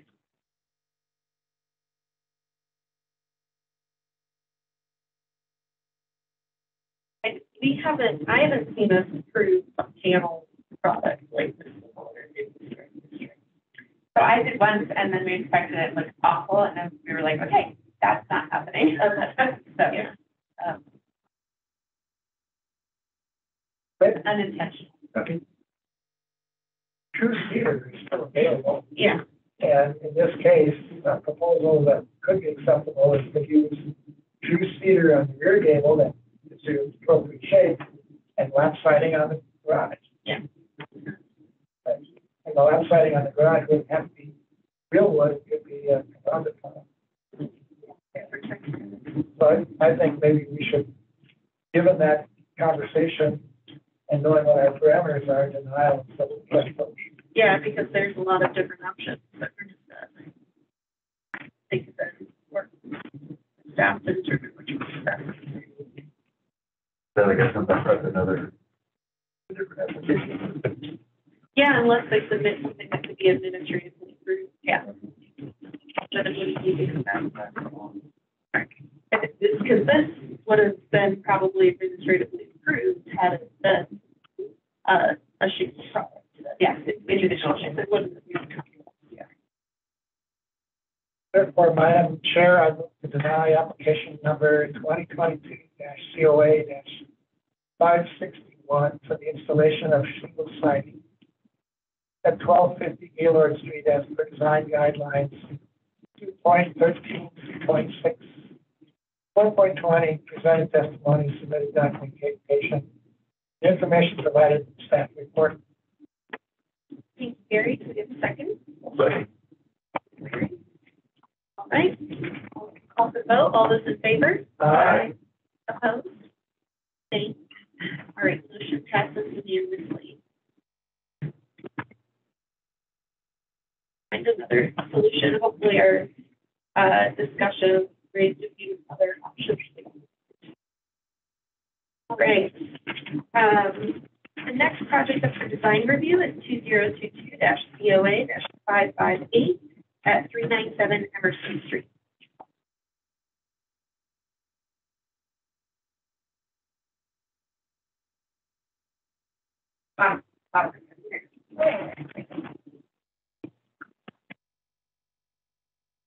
Our next application is for a garage at 397 Emerson Street, sorry. It's just for a moment.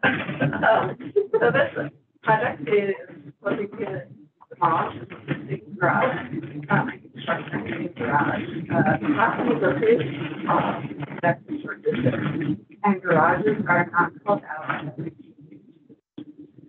This property is located on a corner lot, and the existing garage and any proposed replacement will be visible from the public right of way.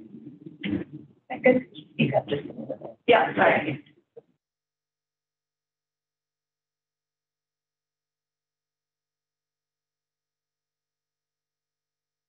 So the new garage will be approximately 21 feet by 20 feet with a height of 8 inches.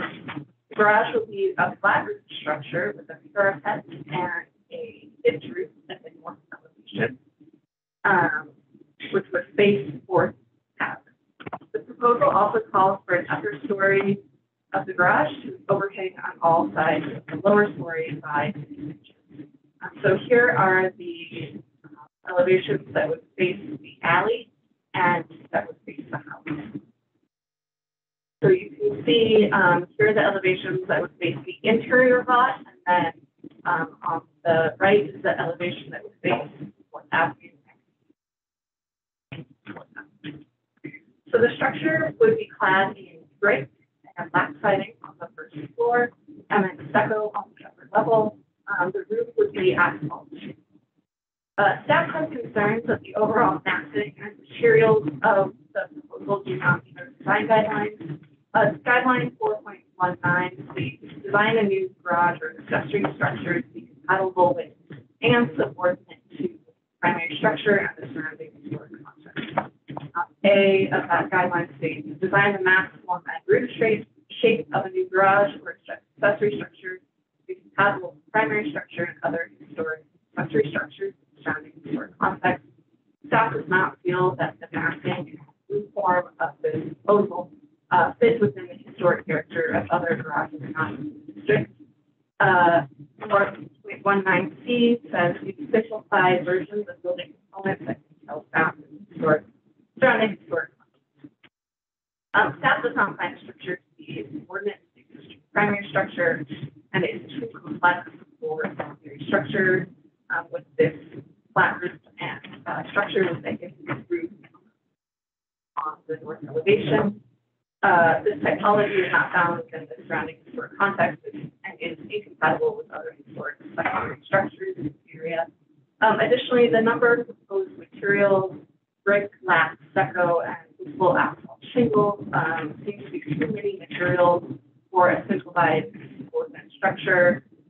There's also some confusion over whether the entire flat roof would be shingles or if there would be any membrane roofing, which is typical for flat roof structures.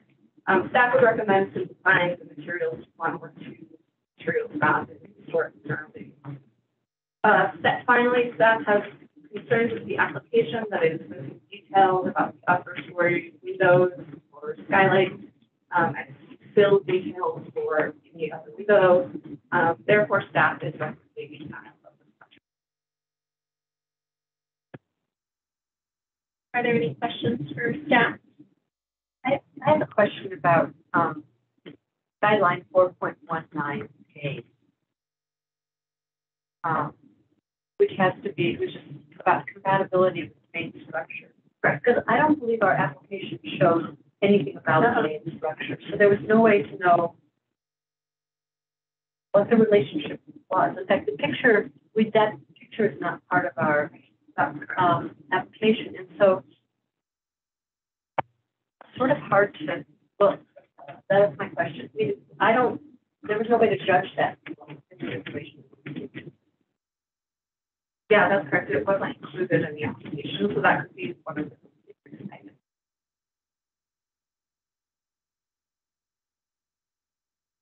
Questions for staff? Is the applicant present? Contract? Please state your name and address for the record. Brian Hayfley, 1793 West 86th. And I'm here on behalf of the owner. He decided not to stay. We were actually going to just forego this. He has a lot of varied backgrounds, and we didn't feel that this was going to fit right.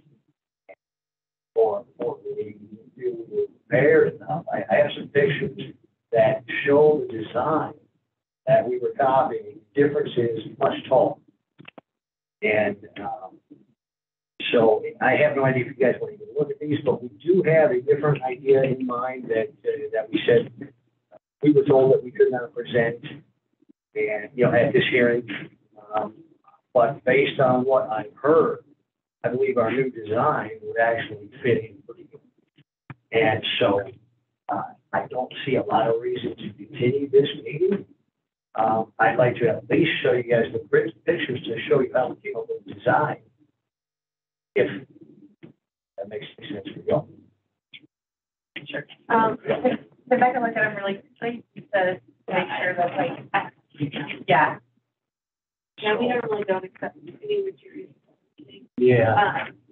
Hey, I've never done one of these meetings before. We didn't know all the criteria. We've seen a lot here, sitting here. So there's sort of garages where I kind of assumed that's where these a lot of the times coming from, but are you saying that you're going to be supposedly different design not with currently in our application today? That's correct. That's correct. Okay. Because we can't review anything that's Right. like a new design. And that's what we were told.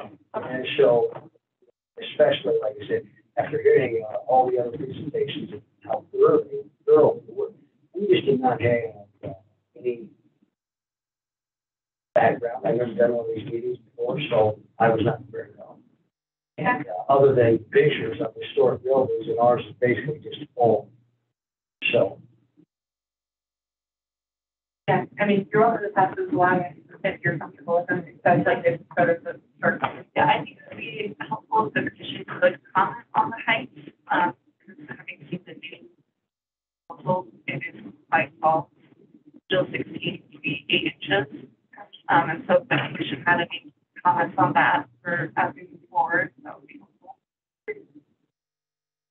Yeah, if you want to pass this around, please, as for other people. Number 3, height weighted on that. So there's two historic garages there, no standard, that show the sharp angle that we have on ours. And then there's two pictures of the same garage that we have already built with that angle, but it's a much bigger garage, as you can tell from the one picture. Are there any questions for the applicant? How tall is the main building again, the house itself? Without knowing, I'm going to guess in the 27, 28 foot area.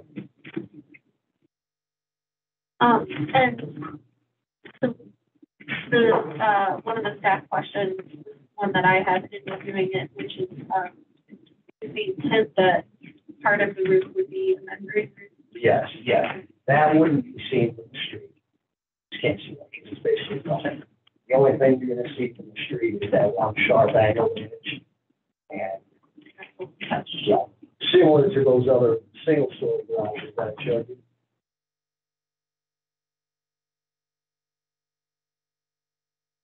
Questions for the applicant? You could read it. Well, that's a pretty case that brings up any questions.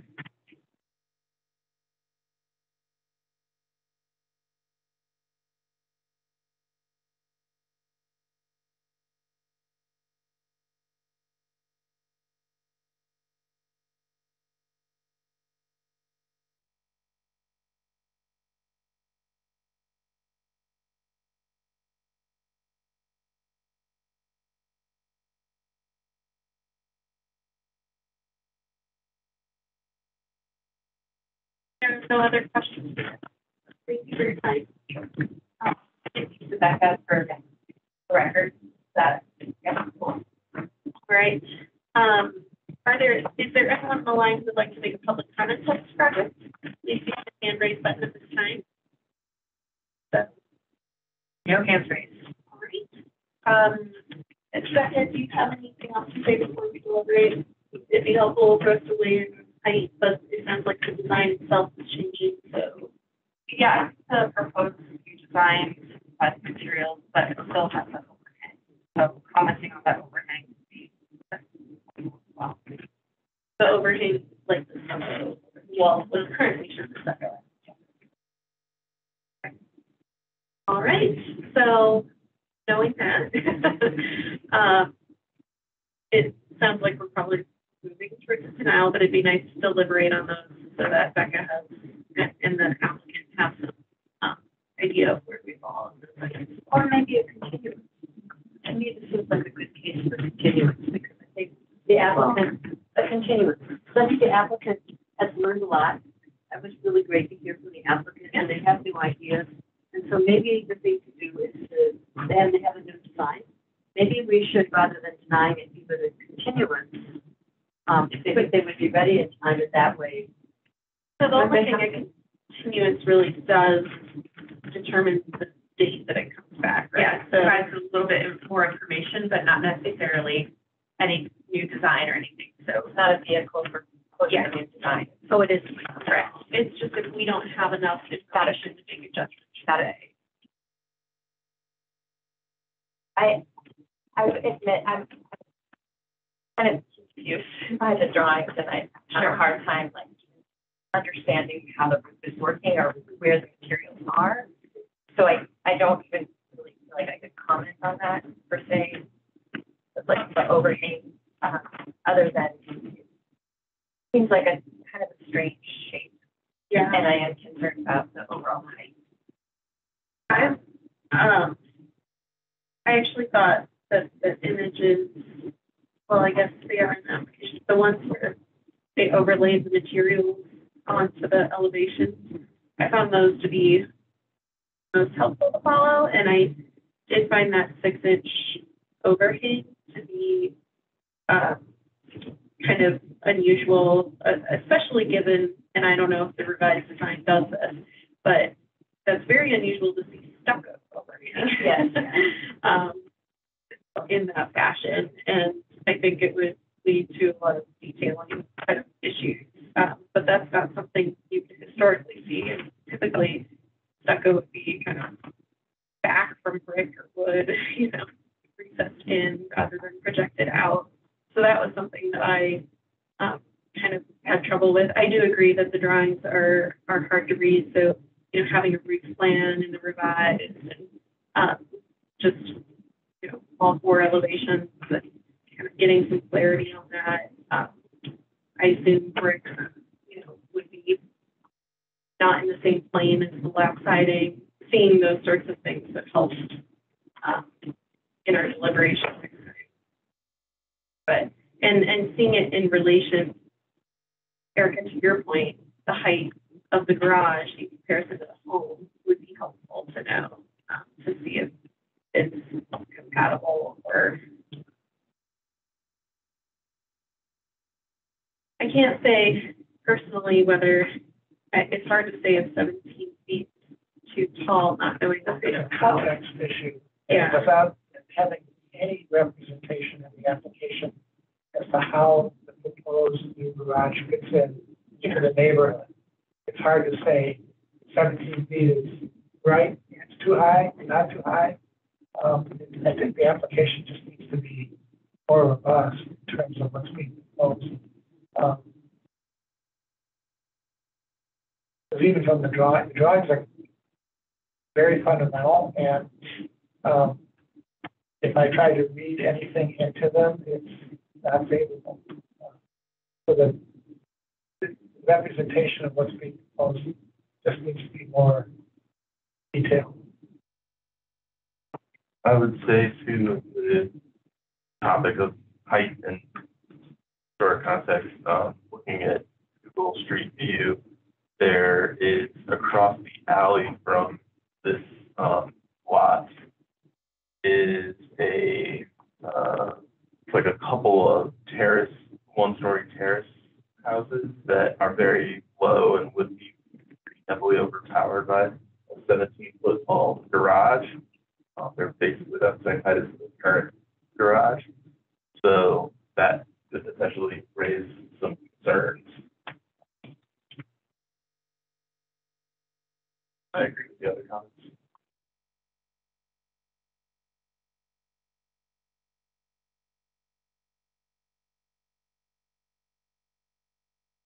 Yeah, and then the other question I kind of had that I didn't find clear in the drawings, I'm gonna make a guess, but the parapet walls do not continue straight where the roof starts to angle because of the bulk plane issue that it would have if they were straight, although I don't know if parapet walls are allowed to penetrate the bulk plane.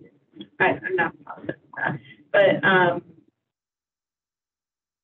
so it'd be good to know where are the parapet walls in relation to the roof and how do those relate? Because right now it's kind of drawn as if the parapet goes, or the walls just end out the roof. But my understanding from the sample photos, precedent photos, that there would be a separate parapet. So. I did just want to ask a question of staff. I kind of only now noticed that there wasn't kind of a discussion of elemental replacement discussion in any of accessory buildings or garages in the designation. Is that discussed at all? I don't think so, but I can go back and look. I think it would be good because in the past when we've talked about demolishing historic garages, we've had that kind of background to understand. Yeah, it's something. They're not. I know it's called out as contributing, which I did mention in my said it out loud, but it's not my report. But I don't know that in the designation application.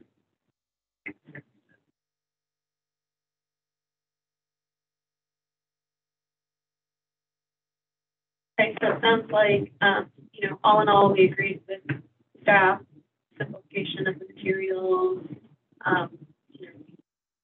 the form is cool, atypical, simplified as it could be. Sounds like they're working on a revised design, and we just really need to see more context to weigh in on the height. Is that a simplification? Is that enough information? Great.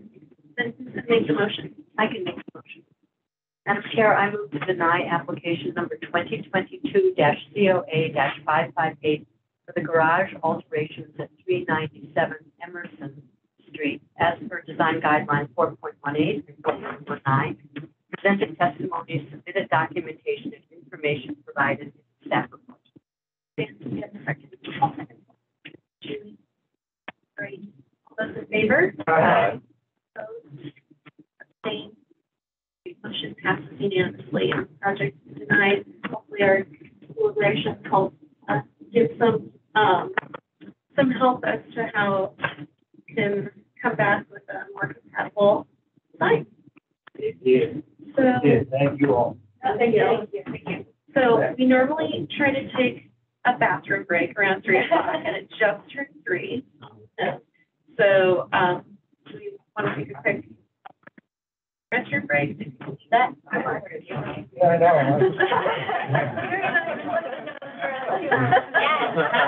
It's been out of sight for me. So I apologize for those of you on the line. We will get to the next 2 projects. We're just going to take a quick bathroom break. Yep, I will pause the recording.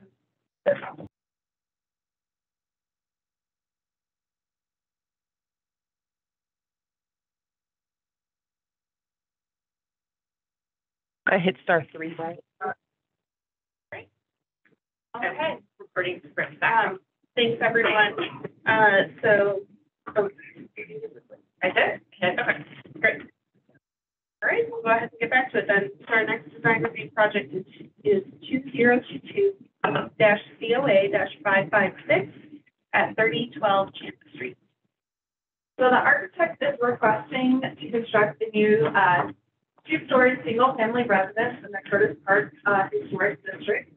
This is on the DHA Platte Valley site, in which the Denver Housing Authority has demolished several buildings and reconfigured the lot to allow for single-family home development, which you can see here in this image.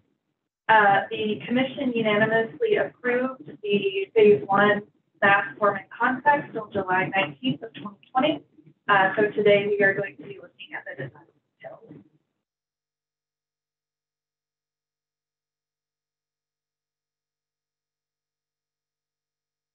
So the project is located on a 20-foot lot and will be the primary residence with a detached accessory dwelling unit.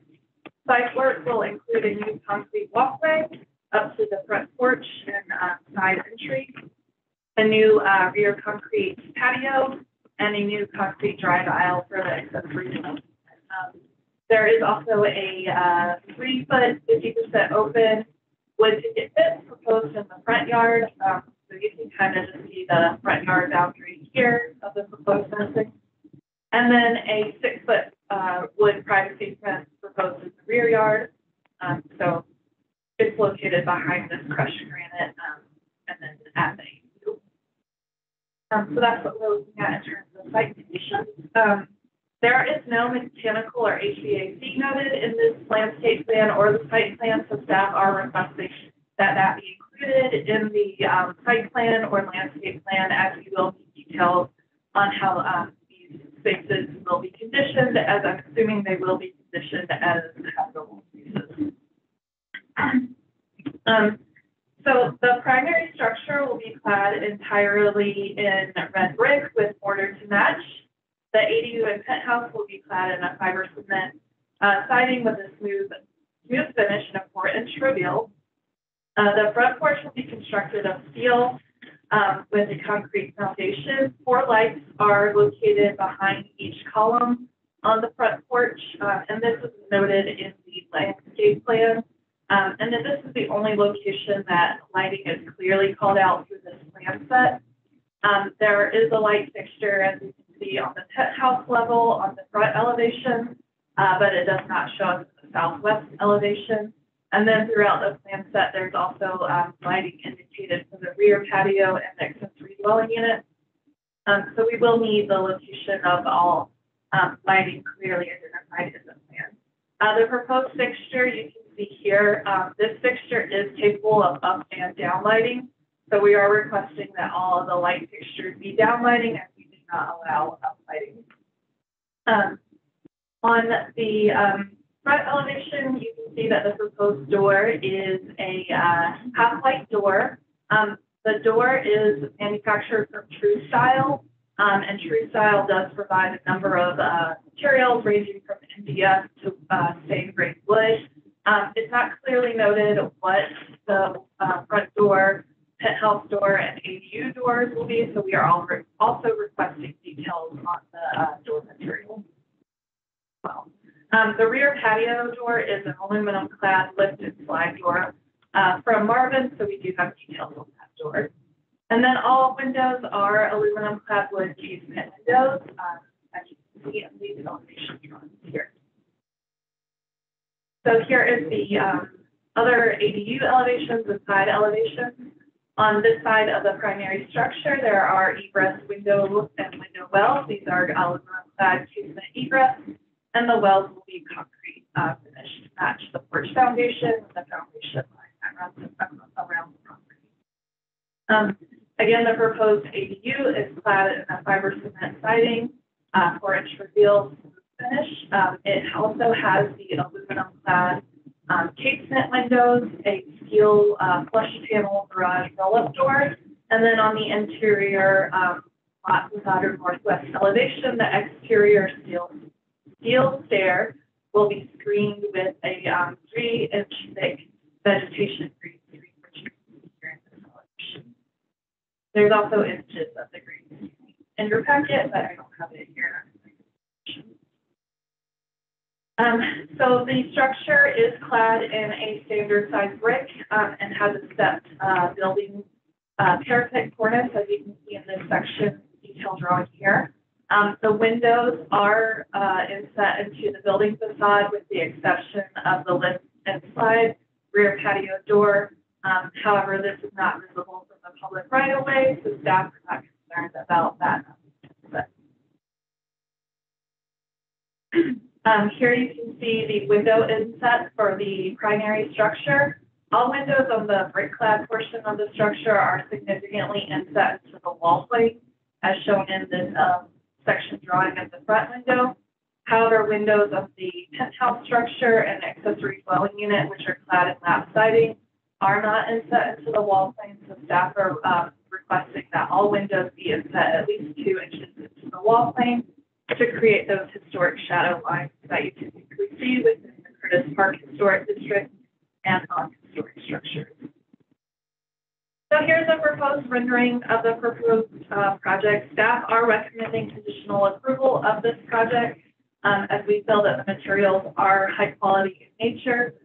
We are requesting that all windows be inset into the wall plane at least 2 inches and ensure and clearly show all light fixtures, location and plan and elevation, and ensure that fixtures only provide downlighting.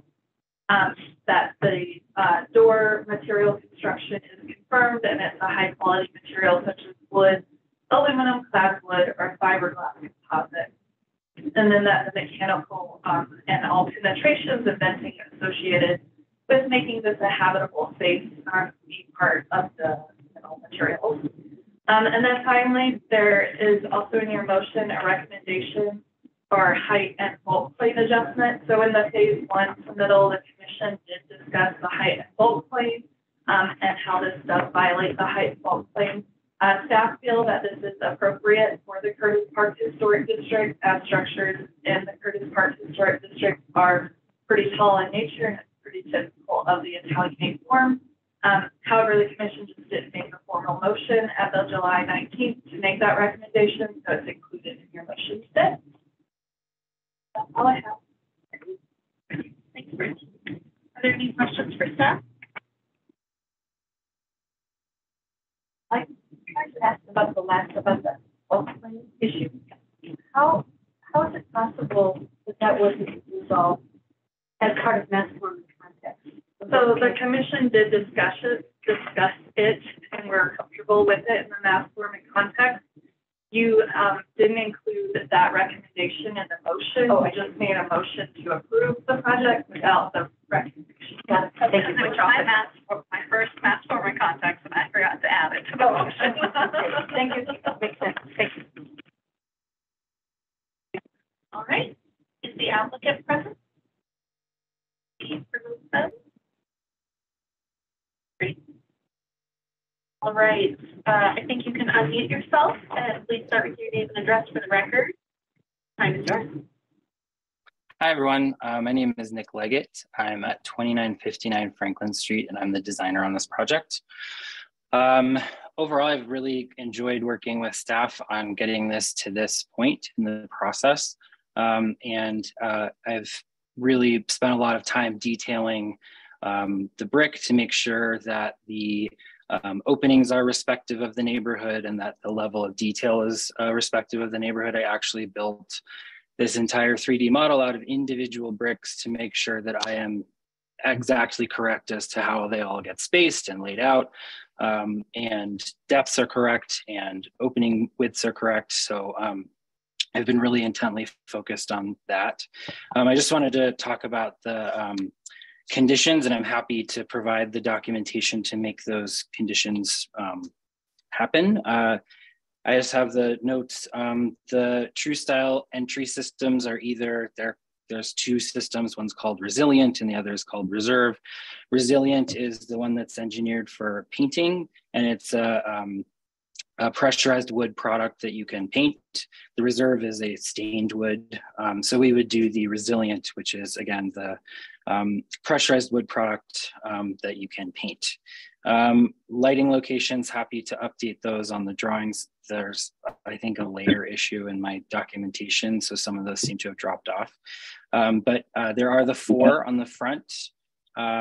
behind each post on the porch. There is one up on the penthouse to provide lighting to the entry of the roof deck.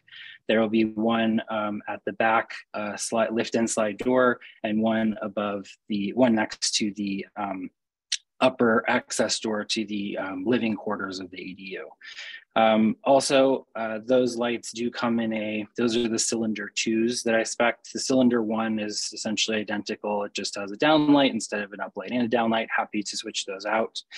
As far as mechanical, the contractor / developer is still figuring out exactly where all of those things go. However, it is 99% likely that all of that will end up on the roof behind the penthouse. So the AC condenser and any and all venting. If extra venting is required on the lower floors, for example, the exhaust fans or the exhaust fan for the range, that will be deep in the side of the facade back behind the privacy fence.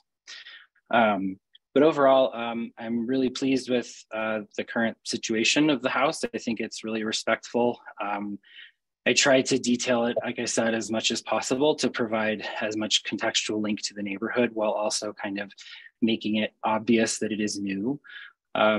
Obviously, one of the conditions that is new that it was not common back then is a parapet wall, hence the embossed kind of openings that make that parapet wall less obvious.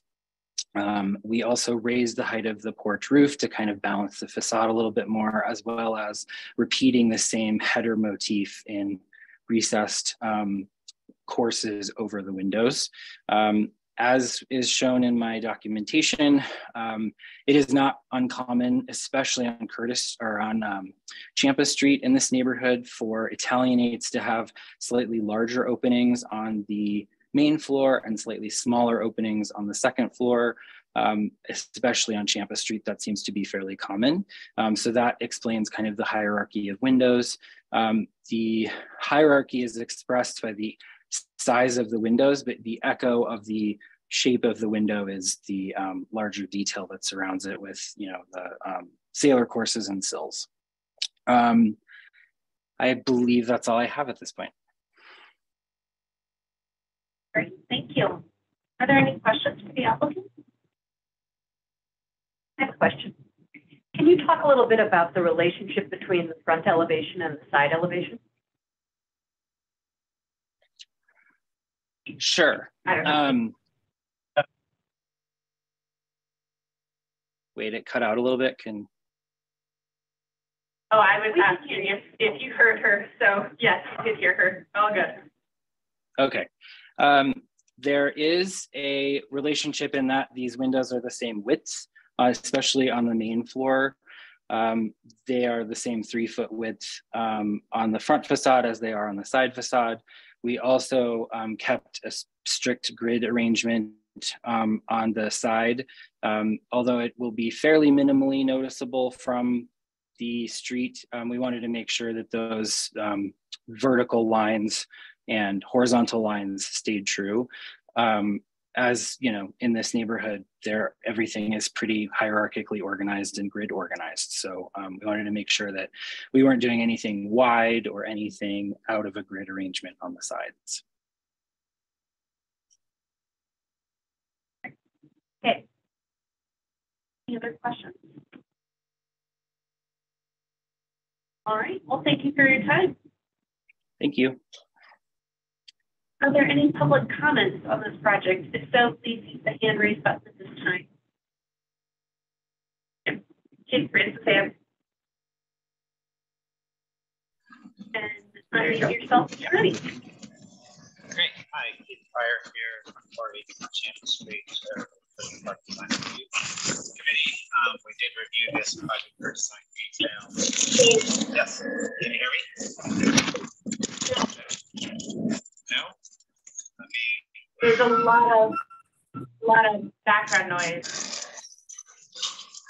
Is that any better? See if I can get a better spot. Is that any better? Hopefully. Can you hear me now? I can hear you. It's just very, very faint and very a lot of background. How is noise. that? Yeah. Is that better? Yeah, it's Okay. much better. Thank Sorry. I had Bluetooth in, so that was probably why. So Keith Pryor, 2418 Champa Street, Curtis Park Design Review Chair. We did review this basically from staff's middle, and we do recommend. Oh, you just cut out there. Keith, are you with us? There. Right at the. I paused it. Keith? Yes, I'm here. All right, okay.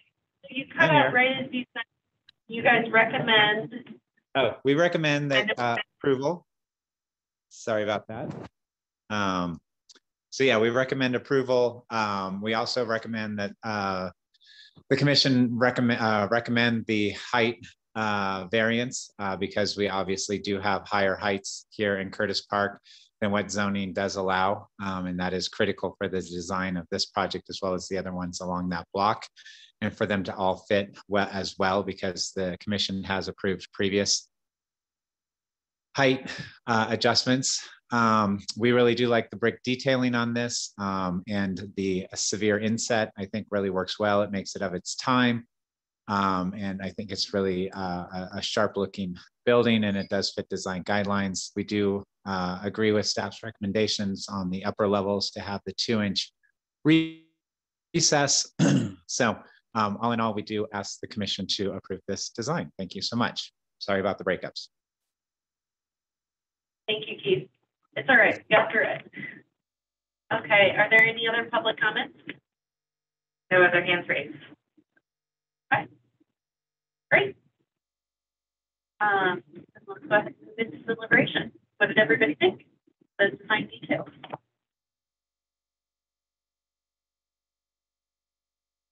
Started. I think this is a really beautifully detailed building. I'm kind of excited that I think this is going to be a really good example of kind of a contemporary design that fits within the district. And so I was really pleased to see the hard work that the applicant put into detailing the brickwork and everything. So I commend them for that. And I agree with all the staff comments that those could be resolved. And it sounds like the applicant has a plan to do so. So I would go ahead and support this based on the staff's written recommendation and with the administrative adjustments. I agree, Madam Chair. I love it.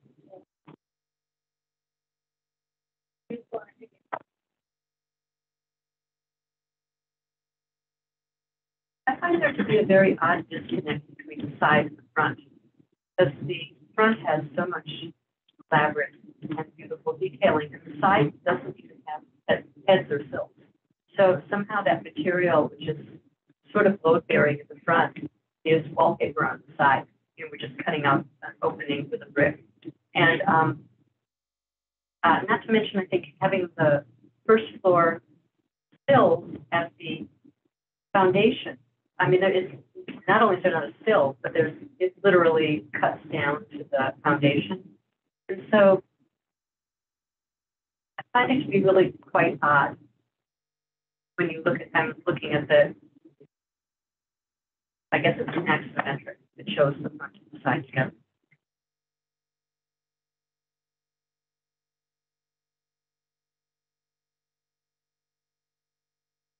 I can hear where you're coming from with that. I think from a standpoint of, I don't know, maybe constructability, there might be some concerns there, but I think as far as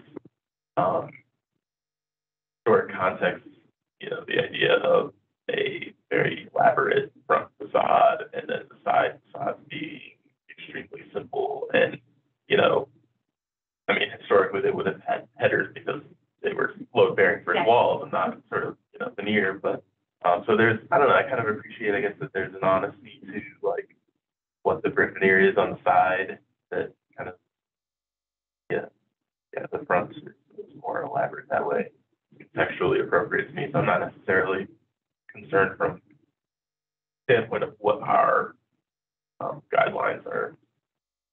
I agree with you, Larry. I think that it's fairly common for the front to be more elaborate than the sides, and the portions of the windows on the sides seem good, so that would be more concerning to me.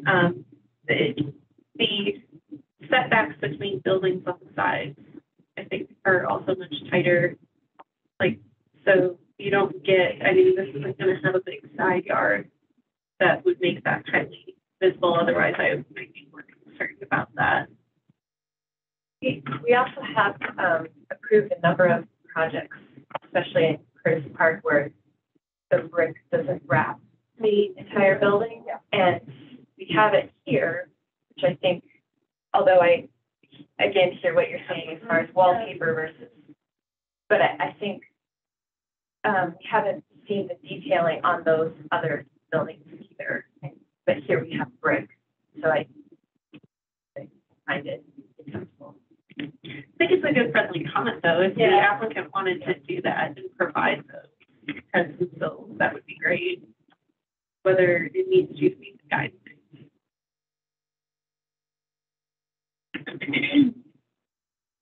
Any other comments?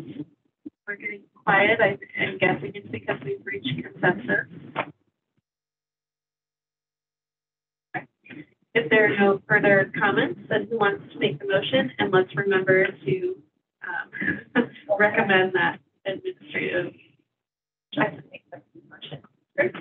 Madam Chair, I move to recommend a height and bulk plane administrative adjustment to the zoning administrator per section 12.4.5.3 of the Denver zoning code, and to conditionally approve application number 2022-COA-556 for the Phase 2 design details at 3012 Champa Street as per design guidelines 4.2 through 4.5, 4.7 and 4.8, 4.16, 4.18 through 4.20, 5.5, 5.6, 5.12, 5.18, character defining features for the Curtis Park Historic District, presented testimony, submitted documentation, and information provided in the staff report with the following conditions. 1, inset all windows into the wall plane at least 2 inches. 2, clearly show all light fixture locations in plan and elevation, and ensure all fixtures provide only downlighting. 3, provide material construction details for all doors, and they must be of wood, aluminum clad wood, or fiberglass composite. And 4, clearly show all mechanical equipment, penetrations, and venting in place. Second. Thank you, George, for seconding. So, all those in favor? Aye. Opposed? Abstained? Great. Motion passes unanimously and the project is officially approved. We work with staff to meet those conditions. Okay. So our last project up for design review today is 2022-COA-554 at 3022 Champa Street.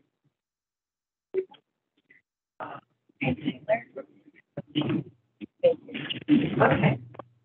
So the applicant is proposing to construct a single-family residence along the 2000 block of Champa Street. The site is currently a vacant lot in the Curtis Park Historic District. Proposed here is the elevator, shown here is the proposed elevation, as well as a site elevation.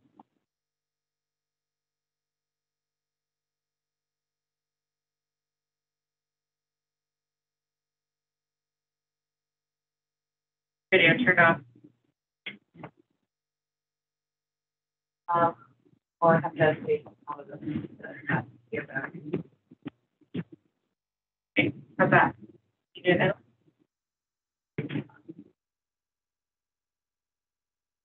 Oh. Okay, try again. All right. Apologies.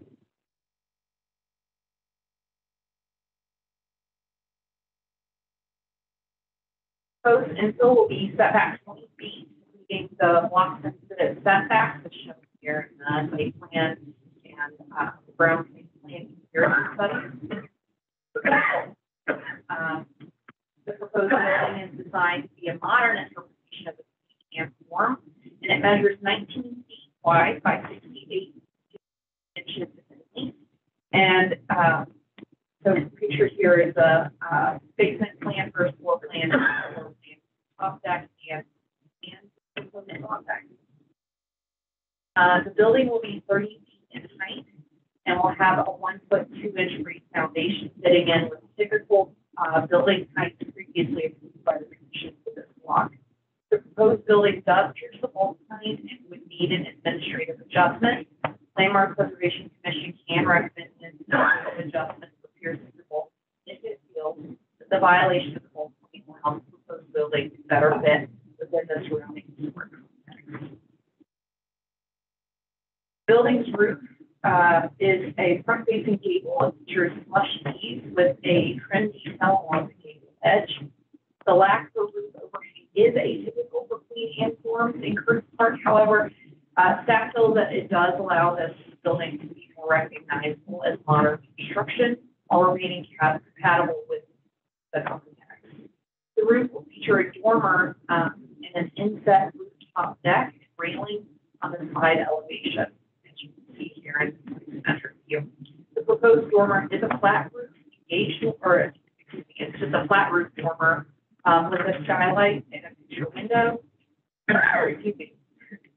No skylight, just 2 windows in the dormer, which is atypical in form. However, this dormer is minimal in size. It will be set back approximately 16 inches from the front wall of the house. So it will have some minimal visibility. The dormer is also inset from the sidewall, allowing it to be subordinate in size to the overall structure. The inset roof deck railing will be located behind the dormer. While the inset roof deck is unusual, it will be set back again from the front wall of the house, and it will not be readily visible from public vantage points as it will be masked by that. So here is the streetscape study showing how the proposed building better fits within the existing historic context. The infill will have tall, narrow window proportions on the front of the house with rhythms formed behind and style in this district. The front of the building features 1 to 2 plus window proportions and clear window hierarchy from floor to floor. Staff do have concerns about the overall scale and location of the decorative window in the gable, feeling that the window should be reduced in size and moved further up the gable end. I'll go over that in a little bit. The applicant included a window analysis showing how the proposed window hierarchy fits within the surrounding historic context. They've also included here a decorative window analysis. As you can see, the decorative windows in are prevalent for these style buildings. Staff feel that the decorative window is slightly larger than the example shown and is lower in the gable end than is shown in the examples as well. So staff is recommending that the decorative window scale down slightly, maintaining those proportions, but just scale down slightly and moved up further into the gable end, so it's not resting on top of the lintels for the second floor windows. So the house will feature a full lit porch with a flat roof and a recessed entry beneath, 427 feet, and will be supported by 4 cylindrical columns placed on at regular intervals. Queen Anne style porches for this district are typically full or quarter-width porches with gable, hip, shed, and on occasion flat roof forms. Staff felt that the proposal was a modern interpretation of a Queen Anne style porch. So along with this application for a primary structure, the applicant is also proposing an ADU structure at the back of the lot. The ADU measures 19 feet wide, 22 feet in length, and 22 feet 4 inches in height. The ADU will have a simple epoxy form with an exterior stair, a flat roof with a parapet and garage entrance that faces onto the alley. The window and door rhythm and proportions and placement also fit the character of what's typically found on secondary structures in the district. So phase 2, design details will be reviewed following phase 1 mass forming context approval. Staff is recommending conditional approval of this application with the condition that the decorative windows and the gable end be scaled down slightly further up into the gable end, citing guidelines 4.3 and 4.8. Staff did receive public comments supporting the proposed project as submitted. A copy of that public comment was emailed to you.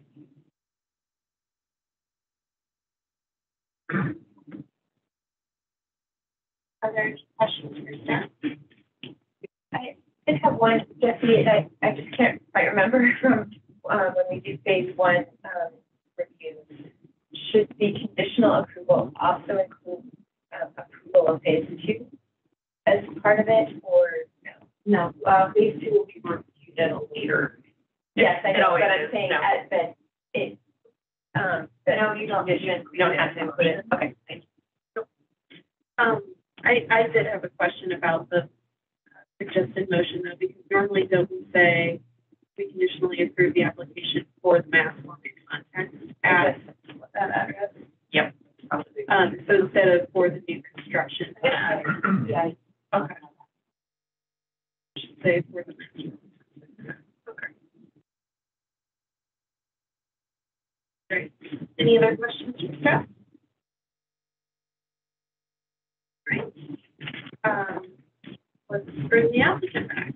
Same applicant, let's scratch right. Yep. So I think you're welcome to unmute yourself. I think you have that ability. Yep, and you don't have to give us your name and address again. Got it? Hi there. Long time no see.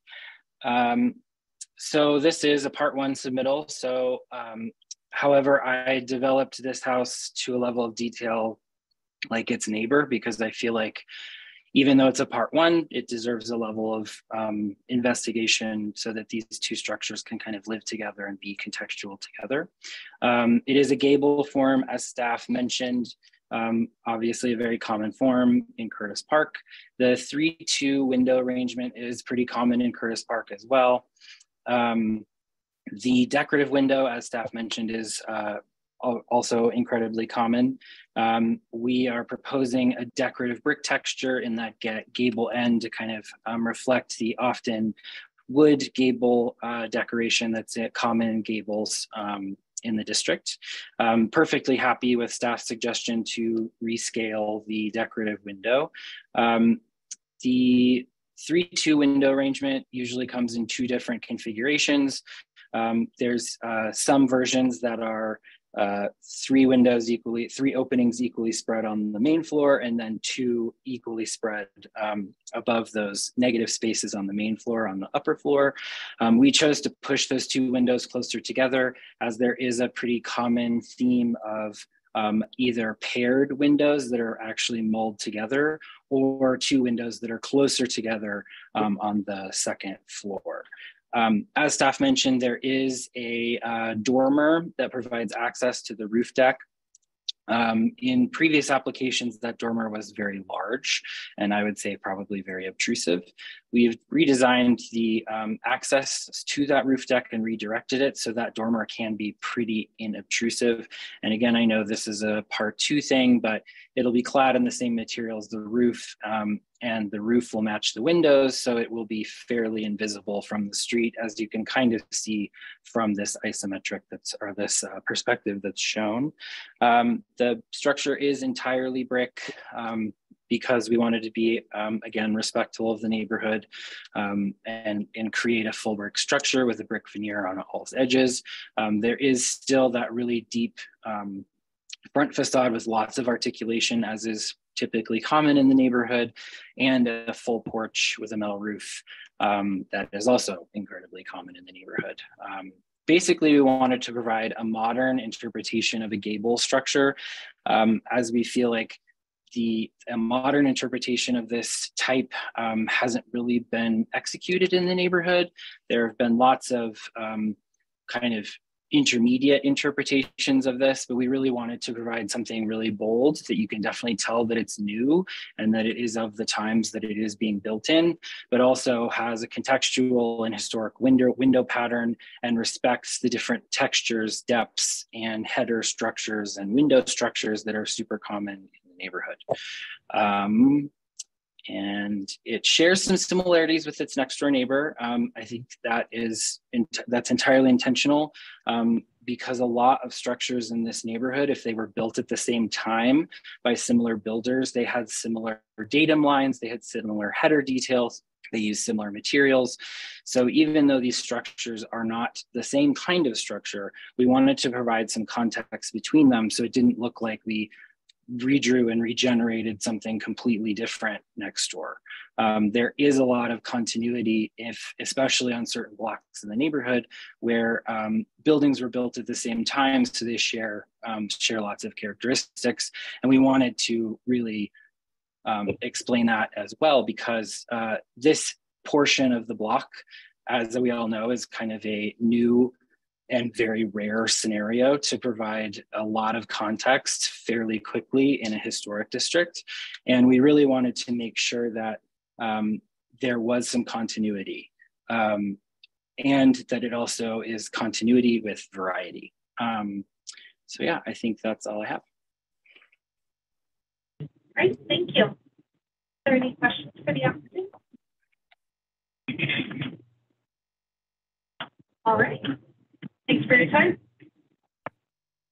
there anyone on the line who would like to make public comments? Keith, you're welcome on mute. Yep, there you go. Hi. Great. Keith Pryor, 2418 Champa Street, Curtis Park Design Review Chair.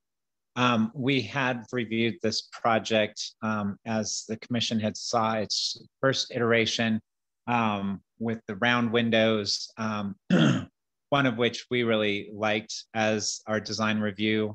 We really felt that it really pulled in some of the unique characters of the Curtis Park district. Obviously, Nick has listened to the commission and their concerns with that and has come back with a much more simplified version of a Queen Anne, but yet is still being very unique and very bold and modern and making it of its time. And so this I feel really reflects what the commission's concerns were, and he's addressed them very well. And so we're much more in favor of the previous, but obviously we understand the commission's concerns, and we feel that Nick has done a great job on redesigning and listening to what the commission's concerns were and presenting this new design. And so we do support this and ask the commission to support the height variation in bulk plane, as well as support this for the mass and scale phase 1 design. Thank you. Thank you, Keith. Are there any other public comments on this project? Go ahead, hands raised. Okay. Great. Move into deliberation.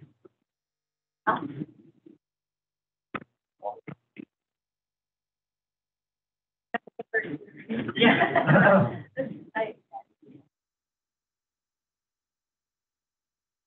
I agree. You can speak up. I will speak up. Hardly ever get asked to speak up. I think this is better than the first iteration. I really appreciate the applicant's attention to the comments. And I do think this is a job well done.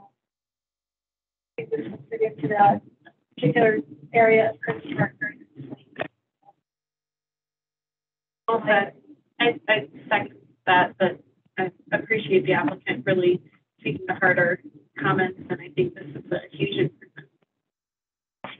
I agree. I did have one question. I also agree with staff's suggested condition of resizing and reloading up the window at the gable end, but I was wondering, and I realize this is a phase 2 sort of question, but I wonder if it might be helpful to discuss.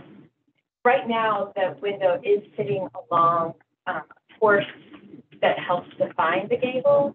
And if it's smooth up, it's going to be kind of floating. And so I don't know if, and obviously that's for the applicant to kind of design and solve, but I was just wondering if anyone has thoughts on that. I think it would look a little strange To have it moved up. to have it floating.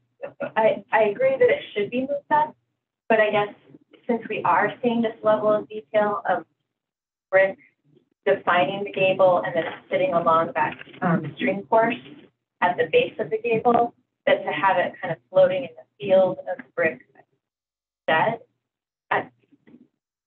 Anyways, maybe we just let them see how it goes, and then, yeah, I was just wondering if anyone else has thoughts on that. I guess, looking at it, I'm not concerned about it floating, provided it's, you know, the amount of space between the top of that string course and the bottom of the whole window detail is going to be important, so that the proportion, you know, the space on top of the window versus the bottom of the window is going to be important. But because the window itself is going to get narrower and smaller, I'm not so concerned that it's going to float. I kind of agree with Erica on this, that on page 25 of the presentation, there's a good perspective view with shadows of how that kind of upper pediment is going to be articulated. And to my mind, it feels like there could be some downsides to raising that up and not kind of maintaining the current way that the pediment is composed, I guess. But yeah, I think that's something for the applicant to explore as they also resize the window, which I think is an appropriate thing to shrink that a little bit. One way to resolve that possibly is by connecting, when the window is raised, connect it to that string course by not extending that checkerboard pattern across the bottom of the window, perhaps. And that wasn't as apparent from the elevation drawing that I was looking at, but this is a much better view that in raising the window, a connection to that string course is still, I think, important to the overall design. Different opposite. I think if you look at the context photos, if you bring up the context photos show the second level being attached to the porch. But I don't see, except for one case in the context photos, that there's actually a third window. And to me, the third window in the gables is usually sort of a folly. It's round, it's square, we saw somebody do a triangular one. It's sort of folly, I think, because probably you could see, actually, when you said the one little one that's up there, because I think that historically, it wasn't sort of it was the attic. There was nobody up there. And so I sort of think the opposite. I think that the problem is it's too conventional. It looks like a third occupied story. It's too conventional in its configuration that it would be better to be floating off as something else. I don't know, was there a round one? Keith was mentioning that there was a round one in the original scheme, which I guess I don't remember. There was. They were all rounded in the They were all rounded. They were all Correct. So to me, it would look better just being completely detached, not looking like a double hung window, and being more like a folly, which is just basically what was at the end of the gable end at that upper level. And they did provide precedent images, not the ones that you're referring to, Dan, because the ones you're referring to, you're right, those three images didn't have any third story or gable window, but they did provide on the page after that a couple examples, and you're right, like one of them is just a semicircle that is a vent, and the other is an arch top The other one, I'm having hard to see what it is, but it's some feature that's particular.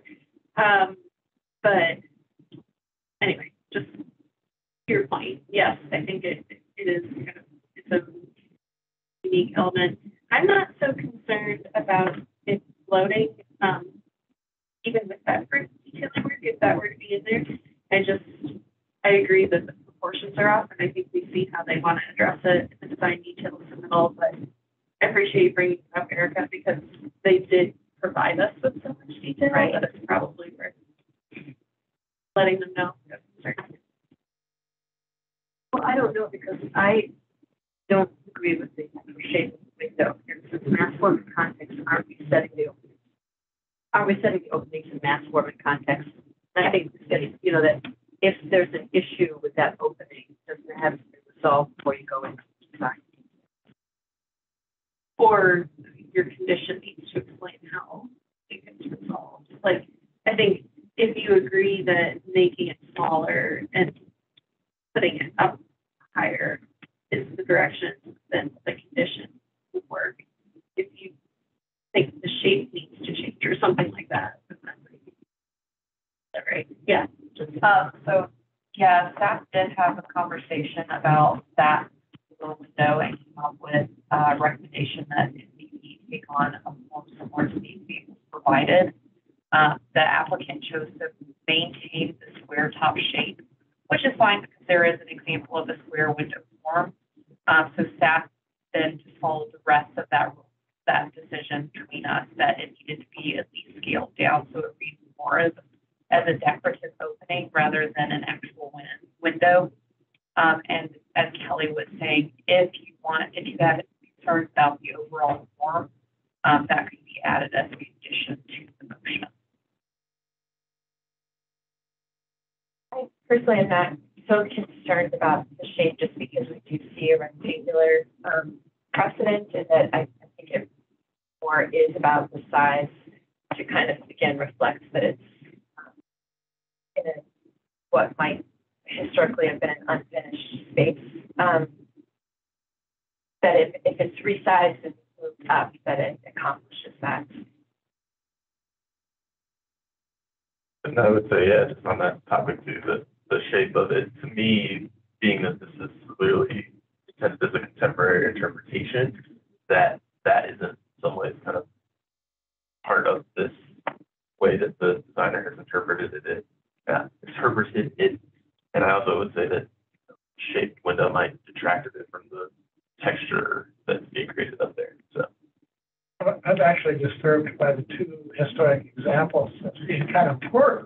Poor design.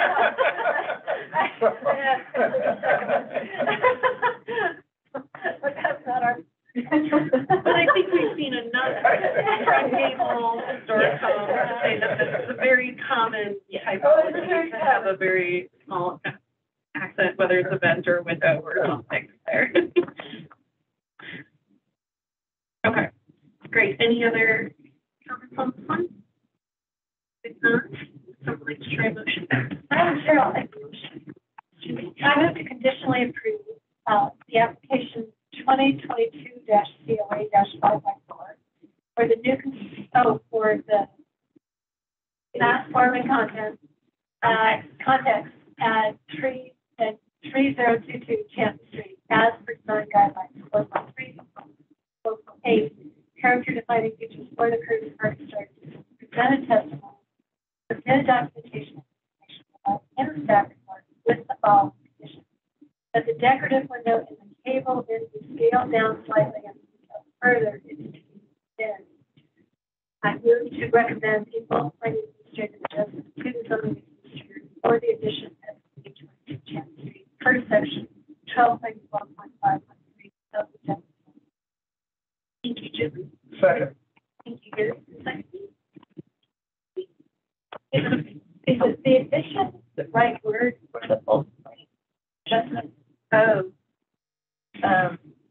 for the new construction. Yeah. Yeah. That addition, good call. Can you make a? I'd like to make a friendly amendment to change the word addition to construction for the bulk planning administrative I accept that. Yes, yes.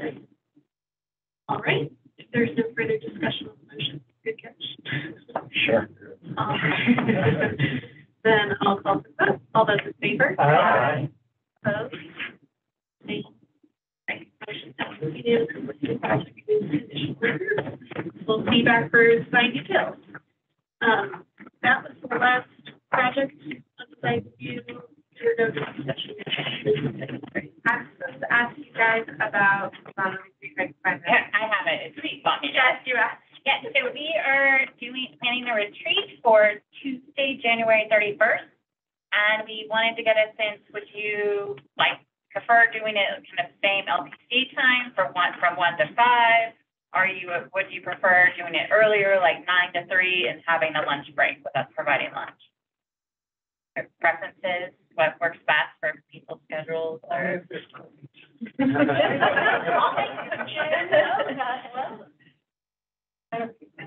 Doesn't matter. Yeah. Okay. I'm pretty much my own. So. Okay. I want my time to be my own. Can I ask a question about the video? So we don't get to see the faces of any of the presenters, and when they were in person, we saw them. When we were on Zoom, we saw them. And suddenly, we don't see them. Well, when we were in Zoom, it's dependent on whether they share, right? So it's still, they have options. No, so we're trying to be more consistent with planning boards. So we have 3 commissions. We have 2 commissions and a board. And planning board has made changes to the way they do things because of the way we do things. And so that is one way that we are making a change. I also don't love it. And we used to promote people, panelists, so they could have the option of seeing their video or not. And so I think that would be preferable. I agree. So is it something that can or cannot happen? I think we need to discuss it internally and see if that's something that would be tolerable to the planning board as well, and make a change. I think that way. Yeah, thanks for bringing it up. I thought it was something that they don't. Thanks. Well,